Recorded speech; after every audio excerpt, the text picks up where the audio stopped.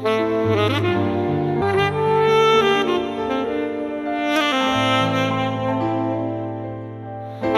இயேசுக்குள் அன்பாக அழைக்கப்பட்ட அன்புக்குரிய சகோதர சகோதரிகளே, நம் அனைவருக்கும் பிதாவாகிய தேவனாலும் நம் ஆண்டவராகிய இயேசு கிறிஸ்துவினாலும் கிருபையும் சமாதானம் உண்டாவதாக என்று அன்பையும் வாழ்த்துதலையும் உங்கள் மத்தியில் நான் தெரிவித்துக் கொண்டு இந்த நாளிலும் ஒரு பாடத்து மூலியமாக நம்ம கடந்து செல்லலாம். அன்புக்குரிய சகோதர சகோதரிகளே, இன்னைக்கு நம்ம பார்க்க போகிற ஒரு பாடத்தோட தலைப்பு நம்ம பார்க்கும்போது கர்ஸ், தமிழில் சாபம் என்ற ஒரு தலைப்பின் கீழே நம்ம பார்க்க போகிறோம்.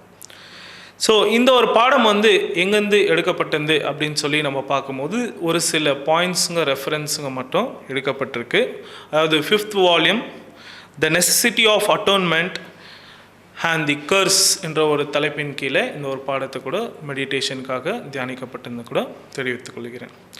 ஸோ இது ஒரு ஆதாரணமாக நம்ம ஒரு வசனத்தை நம்ம வாசிக்கலாம். நீதிமொழிகள் 26ஆம் அதிகாரம் 2ஆம் வசனம்.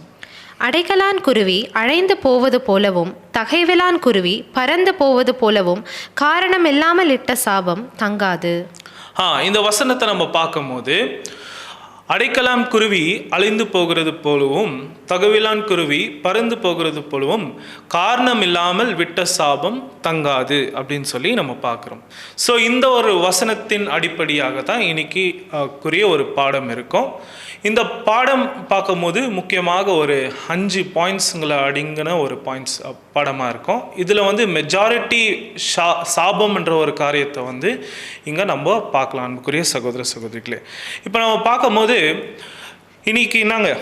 இன்னைக்கு ஞாயிறு காலை ஆராதனைன்னு சொல்லி நம்ம பார்க்குறோம்.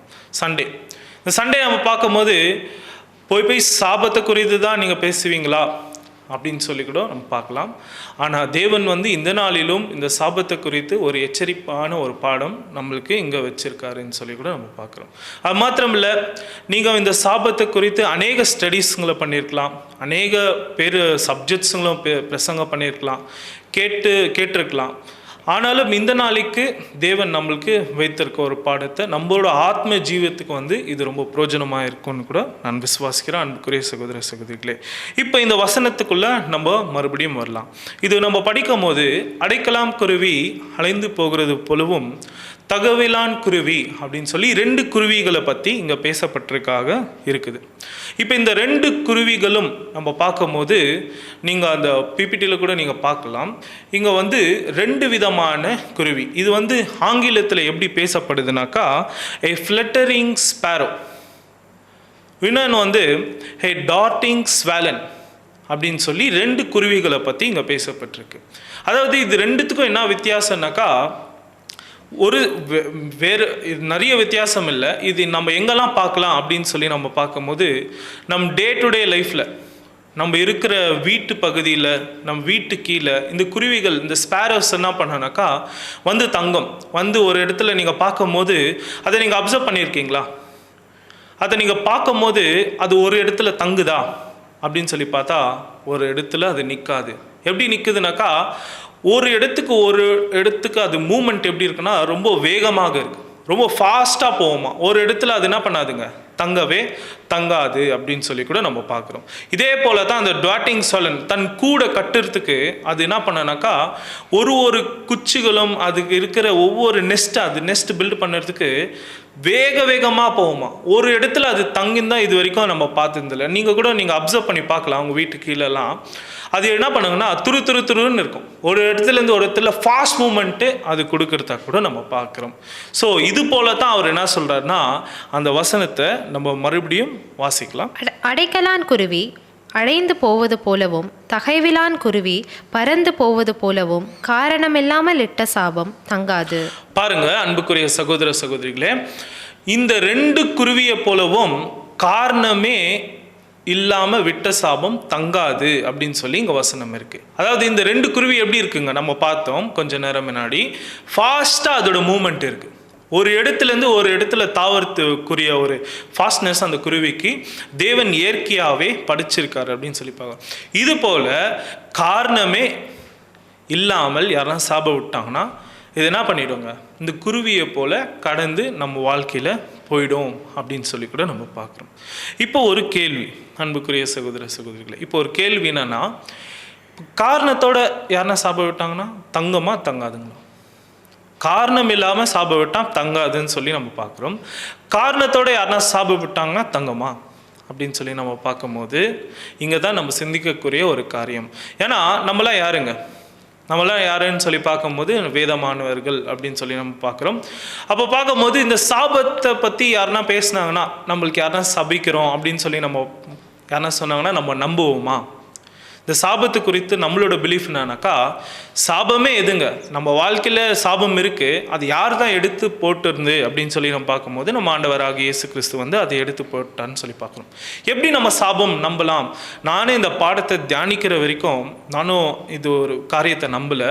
பட் ஆனால் தேவன் சில காரியங்கள் வெளிப்படுத்தும் போது ஓகே அப்படின்னு சொல்லி நம்மளுக்கு சில புரிதல் வந்து தேவன் கொடுத்தாரு அப்படின்னு சொல்லி கூட நம்ம பார்க்குறோம். இப்போ சாபம் அப்படின்னு சொல்லி பார்க்கும்போது முக்கியமாக அநேக சாபம் காரியங்கள் வேதாகமத்தில் பேசி இருந்தாலுமே நம்ம ஒரு 5 பாயிண்ட்ஸ் நம்ம பார்த்துட்டு நம்மளுக்கு உண்டான பாடங்களை நம்ம பார்த்து இந்த ஒரு சப்ஜெக்டை நம்ம நிறைவு செய்யலாம். இப்போ சாபம் சொல்லி பார்க்கும்போது சாபம்னா என்னங்க? முதலாவது பேசிக்லேருந்து நம்ம போகலாம், ஒரு இன்ட்ரடக்ஷன் நம்ம பார்க்கலாம். சாபம்னா என்ன அப்படின்னு சொல்லி நம்ம பார்க்கும்போது நம்ம யாருக்குமே விட்டுருந்தில்ல, மற்றவங்க நம்மளுக்கு விட்டுருந்தில்ல அப்படின்னு சொல்லி கூட நம்ம பார்க்குறோம். இப்போ சாபம் அப்படின்னு சொல்லி நம்ம பார்க்கும்போது ஒரு எப்படி இங்கே இடம் பிடிச்சிருக்குனாக்கா, அதாவது ஹீப்ரு ஸ்ட்ராங் கான்ஃபிடென்ஸில் வந்து 779 அந்த ஒரு பகுதியில் கூட ஏஆர் என்ற ஒரு வார்த்தை யூஸ் பண்ணியிருக்காங்க. ஹாரர் அப்படின்ற ஒரு வார்த்தை. இந்த வார்த்தைக்கு வந்து என்ன அர்த்தம் அப்படின்னு சொல்லி நம்ம பார்க்கும்போது இது வந்து ஒரு தெய்வீக திட்டத்துக்கு முரம்பாக இருக்குது, opposite to the divine favour அப்படின்னு சொல்லி கூட பார்க்குறோம். அதாவது ஒரு பிளேம், ஒரு சிம்பிள் டேர்மில் நம்ம புரிஞ்சுக்கணும்னா இந்த சாபம் வந்து ஒரு பிளேம், ஒருத்தர் மேலே நான் ஒருத்தர் பற்றி நான் தப்பாக சொல்கிறேன், இதுவும் ஒரு விதமான சாபம் அப்படின்னு சொல்லி பார்க்குறோம். அதாவது அஃபென்சிவ் வேர்டு, யாருன்னா ஒரு குற்றம் சொல்கிற மாதிரி நான் பேசிடுறேன், இது கூட என்னங்க ஒரு விதமான சாபம் அப்படின்னு சொல்லி கூட நம்ம பார்க்குறோம். ஸோ சாபத்தை குறித்து இந்த மாதிரி காரியமாக அங்கே பேசப்பட்டிருக்கு அப்படின்னு சொல்லி பார்க்குறோம். இப்போது சாபம் நம்ம பார்க்கும்போது கொஞ்சம் ஏன்ஷியன்ட் டைமில் நம்ம போய் பார்க்கலாம். இப்போது சாபம் வந்து எப்படி பண்ணியிருக்காங்க, எப்படி இங்கே செய்கிறாங்கன்னா, முக்கியமாக இந்த ஸ்திரீகள் பார்க்கும்போது எப்படி சபிக்கிறாங்க அப்படின்னு சொல்லி பார்க்கும்போது கீழேருந்து என்ன பண்ணுவாங்கனாக்கா, ஏதோ ஒரு கோபம் வந்துருச்சுனாக்கா கீழேருந்து மண் எடுத்து என்ன பண்ணுவாங்கன்னா அவங்க தூவி விட்டு என்ன பண்ணுவாங்க, அவங்க அஃபென்சிவ் வேர்ட்ஸை பேசுகிறத நம்ம பார்க்குறோம். அதாவது அவங்களோட கோபத்தோட வெளிப்பாடு தான். அவங்க உச்சகட்ட கோபம் ஆயிருக்குவாங்க, அவங்க எக்ஸ்பிரஸ் எப்படி பண்ணுறதுன்னு தெரியாது, என்ன பண்ணுவாங்கனாக்கா கீழே இருக்கிற ஒரு மண் எடுத்து தூவி விட்டுட்டு என்ன சொல்லுவாங்க, நீ வந்து என்ன பண்ணுவ, நாசமாக போயிடுவேன் அப்படின்னு சொல்லுவாங்க. சில பேர் என்ன பண்ணுவேன், நீ போகும்போது ஆக்சிடென்ட் ஆகிடுன்னுவாங்க. சில பேர் நீ வீட்டுக்கு வரும்போது கை கால் ஒடிஞ்சிரும் அப்படின்னு சொல்லி கூட சபிக்கிறது தான் நம்ம பார்க்கணும். இது முக்கியமாக ஸ்திரீகள். அதே போல் நம்ம பிரதர்ஸ் என்ன பண்ணுவாங்கனாக்கா, அவங்களுக்கு இந்த மாதிரி சபிக்க தெரியாது, மாறாக அவங்களுக்கு கோவம் வரும். அந்த கோவத்தை வந்து அவங்க எப்படி வெளிப்பாடுவாங்க, திட்டிடுவாங்க, சில டைம் கோவப்பட்டு கூட அடிச்சிடுவாங்க. இது வந்து லிட்ரலாக நடந்த ஒரு காரியம். இது வந்து பேட் கர்ஸ் அப்படின்னு சொல்லி கூட நம்ம பார்க்குறோம். சரி, இதுலேயே 2 விதமாக இருக்குது. குட் கர்ஸும் இருக்குது, பேட் கர்ஸ் கூட அங்கே இருக்குது. ஒரு நல்ல விதமான சபிக்கிறதும் இருக்குது, கெட்ட விதமான நாங்கள் பிரதர் நல்ல விதம் கெட்ட விதம் கூட இருக்கான்னா கண்டிப்பாக இருக்குது அப்படின்னு சொல்லி கூட பார்க்குறோம். இப்போ நம்ம பார்த்தோம் இல்லைங்களா, நீங்கள் வரும்போது ஒரு தவறான வார்த்தைகளை சொல்லி சபிக்கிறதா கெட்ட விதம்னு சொல்லி பார்த்தோம். இப்போ நல்ல விதம் எப்படின்னாக்கா, முக்கியமாக சபையில் நடக்கக்கூடிய ஒரு காரியம். சபையில் வந்து எப்படி நடக்குதுனாக்கா, சில பேர் சத்தியத்துக்காக நல்லா வளர்ந்து வருவாங்க. அந்த வளர்ந்து வர ஸ்தானத்தில் நம்ம என்ன பண்ணுவோம்னாக்கா, பிரதர் நீங்கள் இது ரொம்ப அருமையாக பண்ணீங்க, நல்ல ஒரு மெசேஜ் கொடுத்தீங்க அப்படின்னு சொல்லி நம்ம என்கரேஜ் பண்ணுவோம். நல்லா நீங்கள் வேதம் வாசிச்சிங்க அப்படின்னு சொல்லிட்டு. ஆனால் மனசு அளவில் வந்து இந்த சகோதரன் வந்து வளர்த்து அவங்களுக்கு பிடிக்கவே பிடிக்காது. ஸோ இதுவும் ஒரு விதமான மனசுக்குள்ளே இருக்கிற ஒரு சாபம் அப்படின்னு சொல்லி கூட நம்ம பார்க்குறோம். இந்த மாதிரி ஒரு காரியம் கூட இங்கே இருக்குது அப்படின்னு சொல்லி பார்க்குறோம். சரி, இது வந்து இப்போ 2 விதமான சாபத்தை கூட நம்ம பார்த்துட்டோம். கடைசியாக தேவன் வந்து இந்த சாபத்தை பற்றி என்ன எழுதுறாரு அப்படின்னு சொல்லி நம்ம படிக்கலாம். இது ஒரு முக்கியமான ஒரு வசனம் சொல்லி நம்ம படிக்கிறோம். மல்கியா 2ஆம் அதிகாரம் 2ஆம் வசனம்.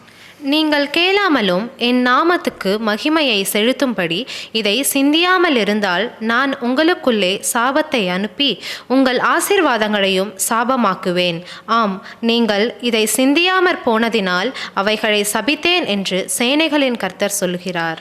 பாருங்க, சேனைகளின் கர்த்தர் என்ன சொல்றாருனாக்கா, இதை நீங்க கேளாமல் அப்படின்றார். அப்ப எத்த கேளாமல் அப்படின்னாக்கா, தேவனோட வார்த்தையை நம்ம கேட்கலனாக்கா என்ன பண்ணுறாருனாக்கா சாபத்தை அனுப்புகிறேன் அப்படின்னு சொல்கிறாரு.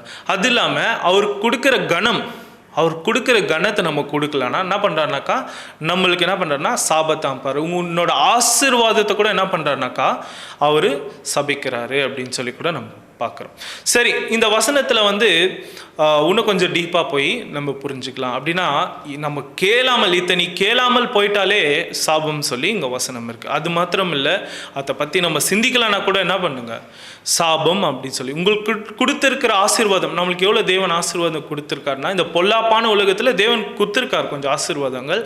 அதை கூட என்ன பண்ணுறாராம், அப்போது அத்தை கூட உங்களுக்கு சாபகரமான ஒரு காரியத்தை தேவன் அங்கே செய்கிறாரு அப்படின்னு சொல்லி கூட நம்ம பார்க்குறோம். யார் சொல்லுறதுனாக்கா சேனைகளின் தேவன் அங்கே சொல்லுறத நம்ம இன்னும் கொஞ்சம் டீப்பாக இந்த வசனத்தை நம்ம படிக்கலாம். படிங்க. நீங்கள் கேளாமலும் உன் நாமத்துக்கு மகிமையை செலுத்தும்படி இதை சிந்தியாமல் இருந்தால் நான் உங்களுக்குள்ளே சாபத்தை அனுப்பி உங்கள் ஆசீர்வாதங்களையும் சாபமாக்குவேன். ஆம், நீங்கள் இதை சிந்தியாமற் போனதினால் அவைகளை சபித்தேன் என்று சேனைகளின் கர்த்தர் சொல்லுகிறார். பாருங்க, ஒரு 3 பாயிண்ட் எடுக்கலாம். நீங்க கேளாமல் போயிட்டீங்கன்னா, தேவனோட வார்த்தையை கேட்கலன்னா கூட என்ன ஆகுங்கனாக்கா சாபத்தை நான் அனுப்புவேன்றாரு. ரெண்டாவது பார்த்து, எனக்கு கொடுக்குற கணம், என் நாமத்துக்கு கொடுக்குற கணத்தை நீங்க கொடுக்கலனாலும் என்ன ஆகுதுனாக்கா சாபத்தை அனுப்புவேன்றாரு. அதுக்கு இல்லாம உம்மோட ஆசீர்வாதத்தை கூட என்ன பண்றாருங்களாம், அவர் என்ன பண்றாருனாக்கா சாபக்குரியமான ஒரு காரியத்தை மாத்திடுறாருன்னா. முக்கியமான ஒரு பாயிண்ட்டு, இதை பற்றி நீங்கள் சிந்திக்காம போயிட்டீங்கன்னா கூட உங்களுக்குள்ள அந்த சாபத்தை நான் வர வைக்குவேன் அப்படின்றாரு. பாருங்க, எவ்வளோ ஒரு எச்சரிப்பான ஒரு வார்த்தை அங்கே இருக்கிற அதாவது தீர்க்கதரிசிங்களுக்கு தேவன் சொல்கிறார். மல்கியா ப்ராஃபிட்ஸ்களுக்கு தேவன் அங்கே சொல்லுகிற ஒரு விஷயம். இப்போ நம்ம தீர்க்கதரிசிங்களா அப்படின்னு சொல்லி நம்ம பார்க்கும்போது, நம்ம இப்போ ப்ரீஸ்ட்டுங்களா அப்படின்னு சொல்லி பார்க்கும்போது நம்மளும் யாருங்க, நம்ம ராயல் ப்ரீஸ்ட்ஹுட் அப்படின்னு சொல்லி பார்க்குறோம்.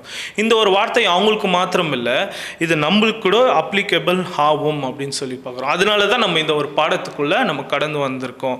என்ன சொல்கிறாருன்னா, முக்கியமாக அவரோட வார்த்தையை கேட்காம போயிட்டாலும், அவர் கொடுக்குற அந்த கணம், அவர் கொடுக்குற அந்த கணத்தையும் கொடுக்காம போயிட்டான்னா அவர் நாமத்துக்கு, அது மாத்திரம் இல்லை, நீங்கள் சிந்திக்காமல் போயிட்டீங்கன்னா, அப்போ பாரு நம்மளோட திங்கிங்கை கூட பேசுகிறார். எவ்வளோ டைம் நம்ம தேவனை பற்றி யோசித்து பார்த்துருக்கோம்.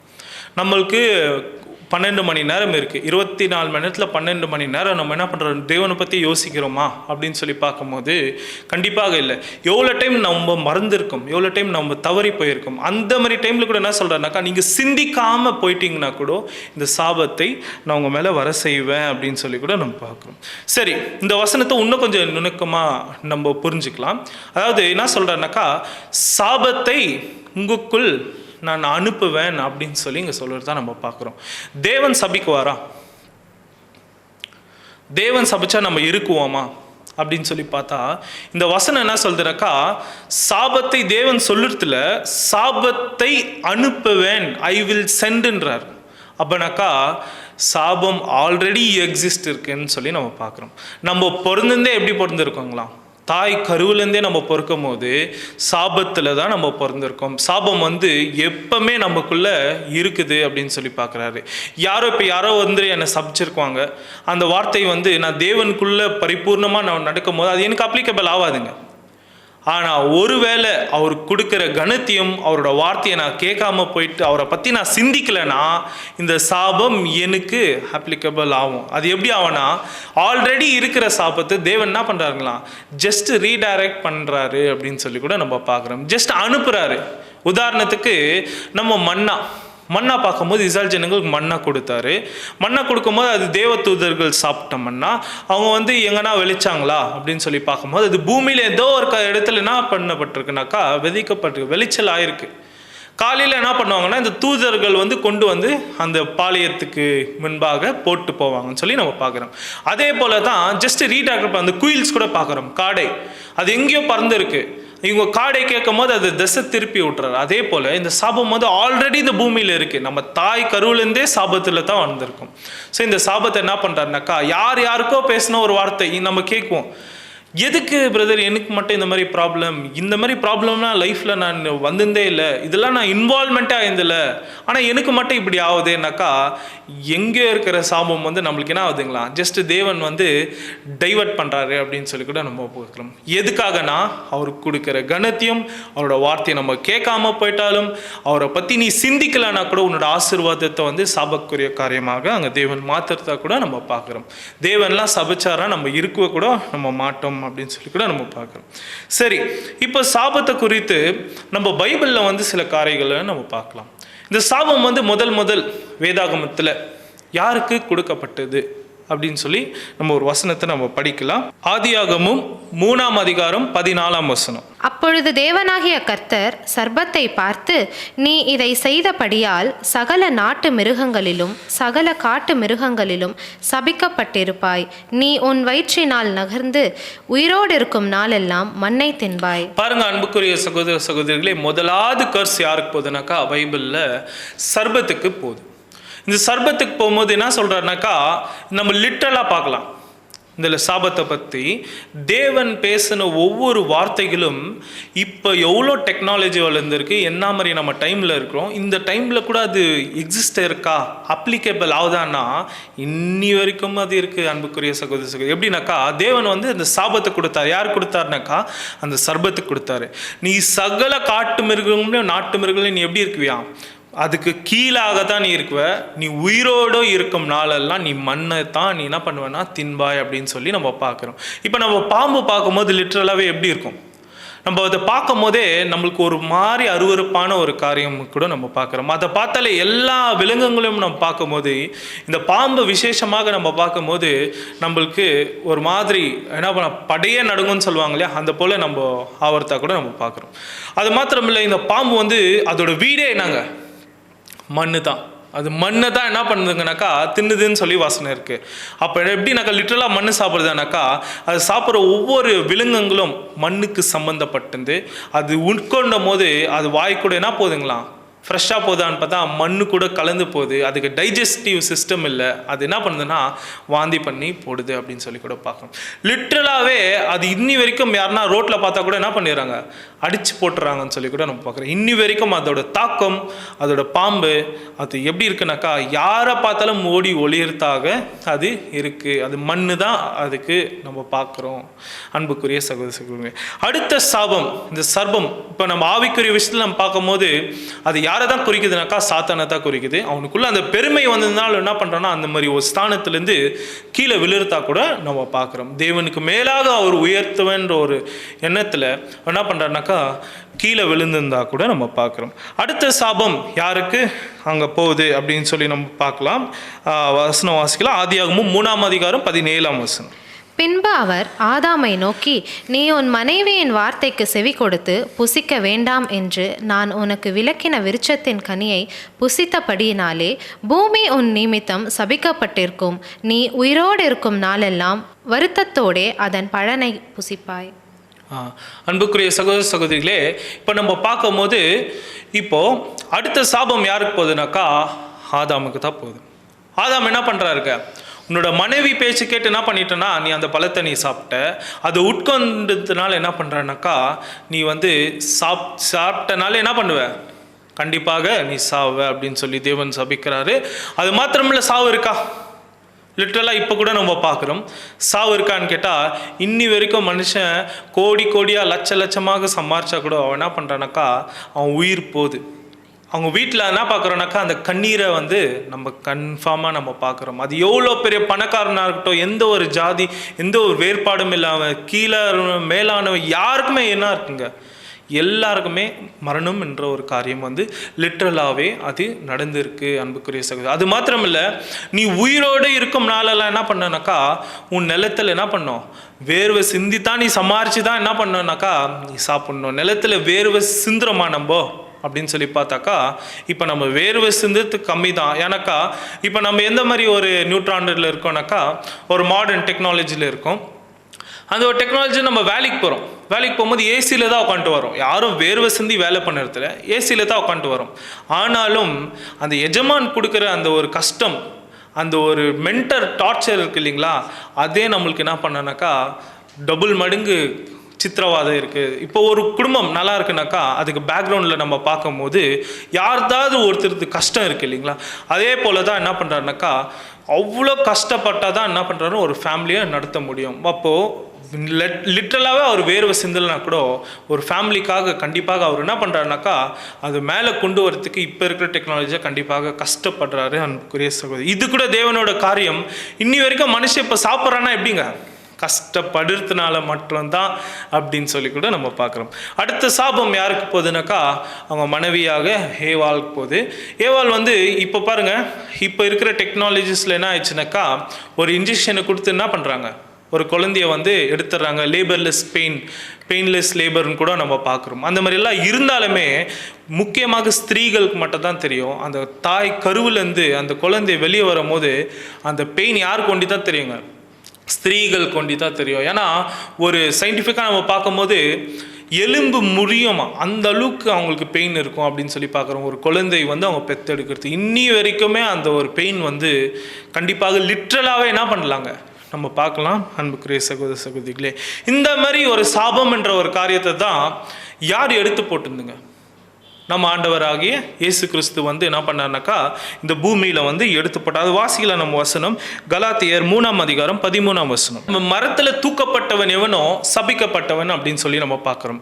நம்மளுக்காக என்ன பண்ணார்னாக்கா கிறிஸ்து நியாயப்பிரமாணம் என்ற ஒரு சாபத்தை அவர் ஏற்றுக்கொண்டு அவர் என்ன பண்ணார்னா சிலுவையில் அவர் நிறைவேற்றிட்டாரு அப்படின்னு சொல்லி கூட நம்ம பார்க்குறோம். சரி, அவர் தான் நிறைவேற்றிட்டாரு, இது நம்மளுக்கு எப்படி அப்ளிகபிள் ஆகுது, இப்போ கூட நம்மளுக்கு அந்த கொஸ்டின் வரலாம். ஒரு சில வசனங்கள் கூட படிக்கலாம். கலாத்தியர் 3:10.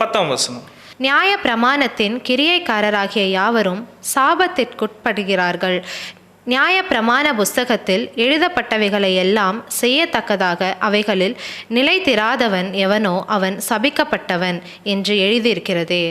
பாருங்க, இப்போ நம்ம இந்த வசனத்தை வாசிச்சோம் இல்லைங்களா, அப்போ நியாய பிரமாணத்தை யாருமே கடைப்பிடிக்க முடியல. அப்போ கடைப்பிடிக்கிறவன் அப்போ பிடிக்காதவங்களாம் என்ன சொல்லுதுன்னா சபிக்கப்பட்டவன் அப்படின்னு சொல்லி கூட இங்கே வசனம். அப்போ லாவே அவங்களுக்கு எப்படி இருக்குனாக்கா ஒரு சாபக்குரியமான ஒரு காரியமாக இருக்கு. இந்த ஒரு சாபத்தை தான் யார் எடுத்து போட்டுருந்தனாக்கா நம்ம ஆண்டவராக இயேசு கிறிஸ்து எல்லா லாவையும் என்ன பண்ணாருங்க நிறைவேற்றிட்டு அவர் சிலுவையில் அவர் அடிச்சிட்டாரு அப்படின்னு சொல்லி கூட பார்க்குறோம். சரி, அவர் தான் நிறைவேற்றிட்டாரு, எப்படி பிரதர் இப்போ நம்மளுக்கு இது அப்ளிகபிள் ஆகும் இந்த சாபம் அப்படின்னு சொல்லி நம்ம பார்க்கும்போது நிறைவேற்றிட்டாரு உண்மை தான். ஆனால் நம்ம ஞானஸ்தானம் எடுத்து சத்தியத்தை கேட்டு உடன்படிக்கை செஞ்சு தேவனுக்காக நம்ம வாழ்கிறோன்னு வரோம் இல்லைங்களா, வந்தபோது நம்ம செய்கிற துணிகரமான சில பாவங்கள் இதுக்கப்புறம் நம்மளுக்கு எல்லா ஞானத்தையும் பெற்றுக்கொண்டு நம்ம செய்கிற பாவங்கள் நம்ம தான் அனுபவிக்கணும்.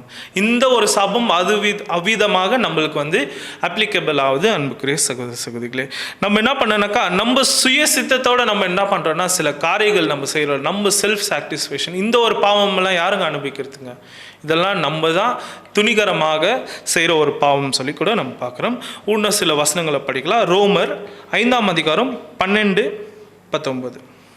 இப்படியாக ஒரே மனுஷனாலே பாவமும் பாவத்தினாலே மரணமும் உலகத்திலே பிரவேசிக்கிறது போல எல்லா மனுஷரும் பாவம் செய்தபடியால் மரணம் எல்லாருக்கும் வந்தது போலவும் இதுவும் ஆயிற்று. பாருங்க, ஒரே மனுஷனால என்ன வருதுங்களா, பாவமும் பாவத்து மூலியமாக மரணமும் வந்துச்சு. அதே போல் ஒரே மனுஷன் கிறிஸ்து மூலியமாக ஜீவன் நமக்கு வருது அப்படின்னு சொல்லி கூட பார்க்குறோம். அவரோட மரணத்து மூலியமாக ரெண்டாம் ஆதாம்னு சொல்லி கூட நம்ம பார்க்குறோம். 19 கூட வாசிச்சுங்க.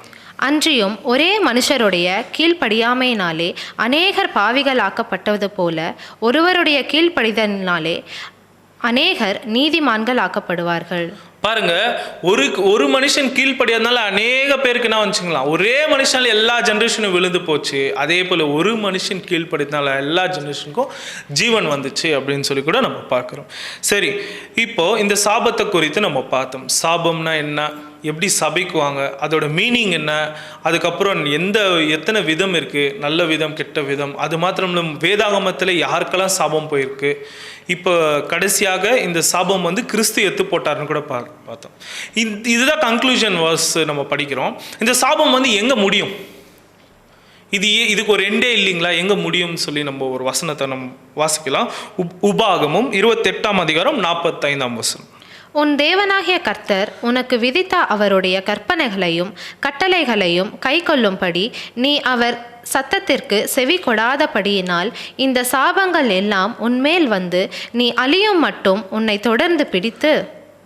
பாருங்க என்ன சொல்லிடுறாருனாக்கா, இந்த சாபம் எங்கே தான் உனக்கு முடியும்னாக்கா, நீ அழியும் வரைக்கும் அது என்ன பண்ணாமா உன்னை தொடர்ந்து பிடிக்கும். அப்போ நீ செத்தா தான் அது என்ன பண்ணாங்கனாக்கா இந்த சாபம் வந்து எண்ட் ஆகிறதா கூட நம்ம பார்க்குறோம். நம்ம சாவுற வரைக்கும் இந்த சாபம் என்ன ஆகுமா, நம்ம கூட ட்ராவல் பண்ணிட்டு. இப்போ சொல்லுங்கள், இந்த சப்ஜெக்ட் பார்க்குறது கரெக்டாக இல்லைங்களா?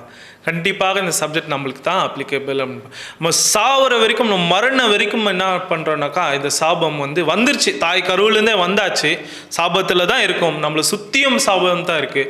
நம்ம மரணம் போகிற வரைக்கும் இந்த சாபம்.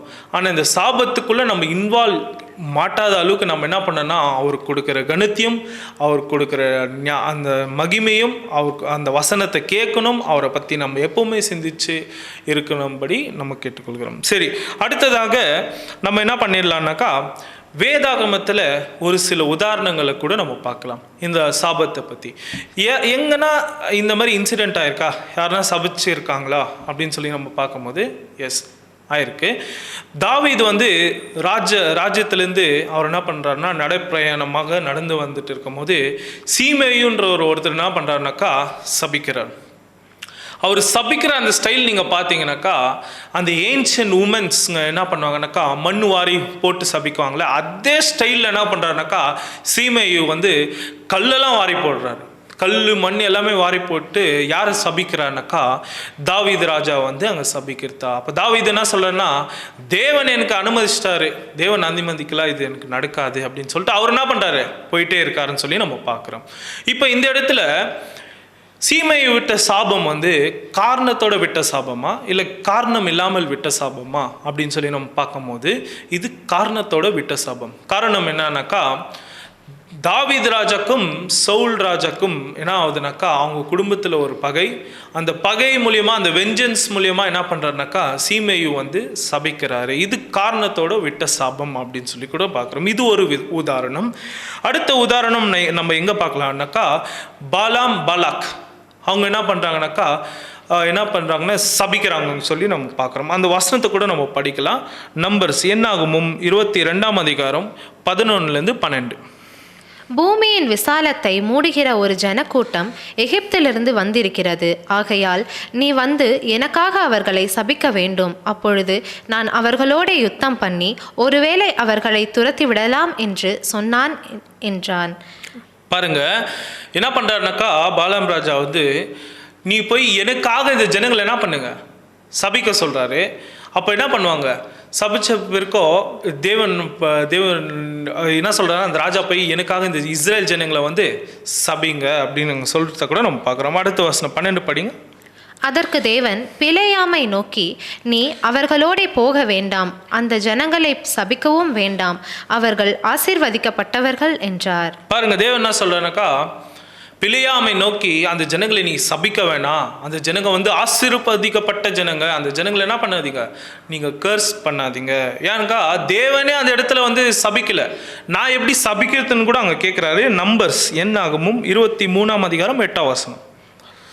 தேவன் சபிக்காதவனை நான் சபிப்பதெப்படி, கர்த்தர் வெறுக்காதவனை நான் வெறுப்பதெப்படி. பாருங்க தேவனே சபிக்கல, நான் சபிக்கிறது எப்படி, கர்த்தரே வெறுக்கல, நான் எப்படி வெறுக்கிறது அப்படின்னு சொல்லி கூட நம்ம இங்க படிக்கிறோம். அதாவது இந்த சாபம் வந்து ஒரு ராஜா வந்து என்ன பண்றாருன்னா இந்த ஜனங்களை சபிச்சுட்டு அப்படின்னு சொல்றாரு. அப்போ இது வந்து காரணத்தோட விட்ட சாபமா இல்லை காரணம் இல்லாமல் விட்ட சாபமா அப்படின்னு சொல்லி பார்க்கும்போது இது காரணம் இல்லாமல் விட்ட சாபம் தான்.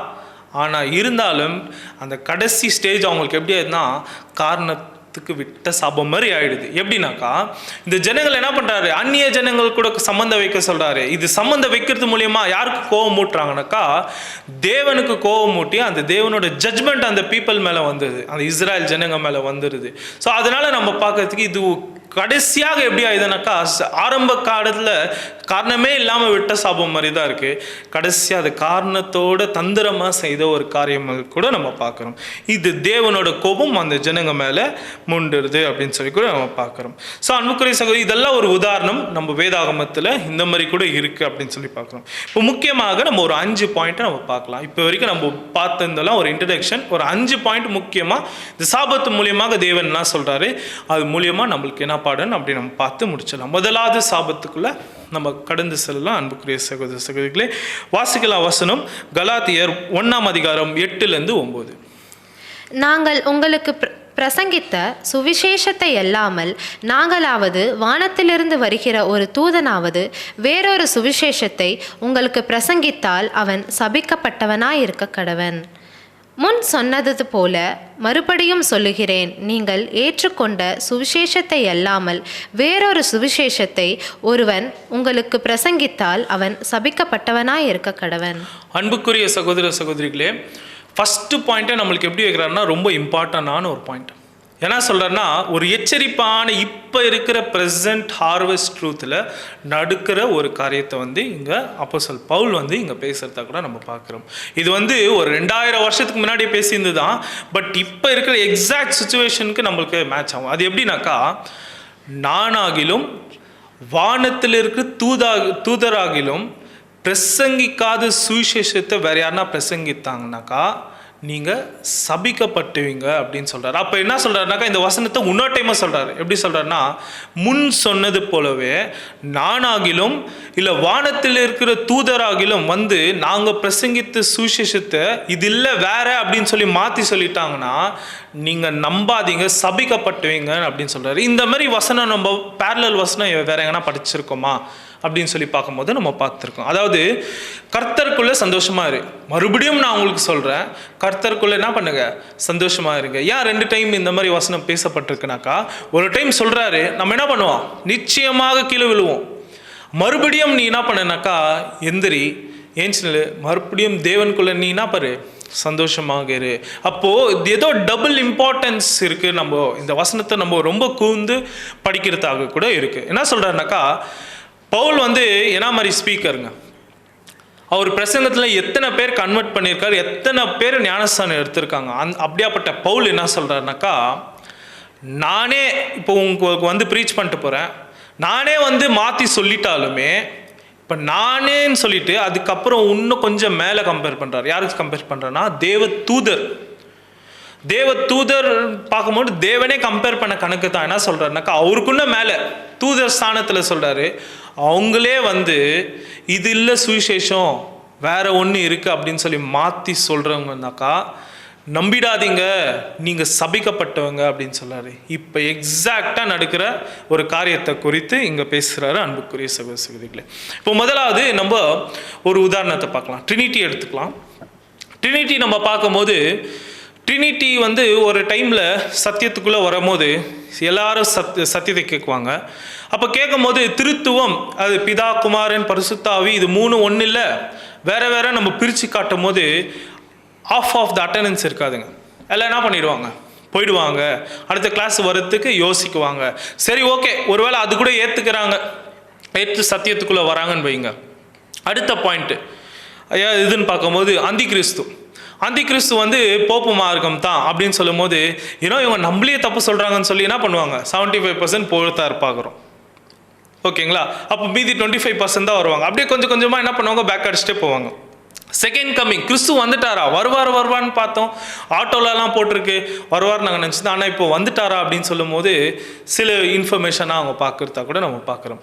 இதே போல் அது கூட ஒரு டைமில் அவங்க அண்டர்ஸ்டாண்ட் பண்ணி கிறிஸ்து வந்துட்டாங்கன்னு சொல்லி ஒரு முடிவு எடுக்கும் போது, ஆனால் எதில் செக் இப்போ வச்சுருக்காருன்னா, கிறிஸ்தோட ராஜ்யம் ஸ்டார்ட் ஆயிடுச்சா இல்லையா, 1000 ஆண்டு அரசாட்சி ஸ்டார்ட் ஆயிடுச்சா இல்லைங்களா, இதில் ஒரு டெஸ்ட் வைக்கும்போது எத்தனை பேர் மகா பரிசுத்த விசுவாசம் இதுக்குள்ளே வச்சுருக்காங்க, எத்தனை பேர் ஸ்டார்ட் ஆகலன்னு சொல்கிறாங்க.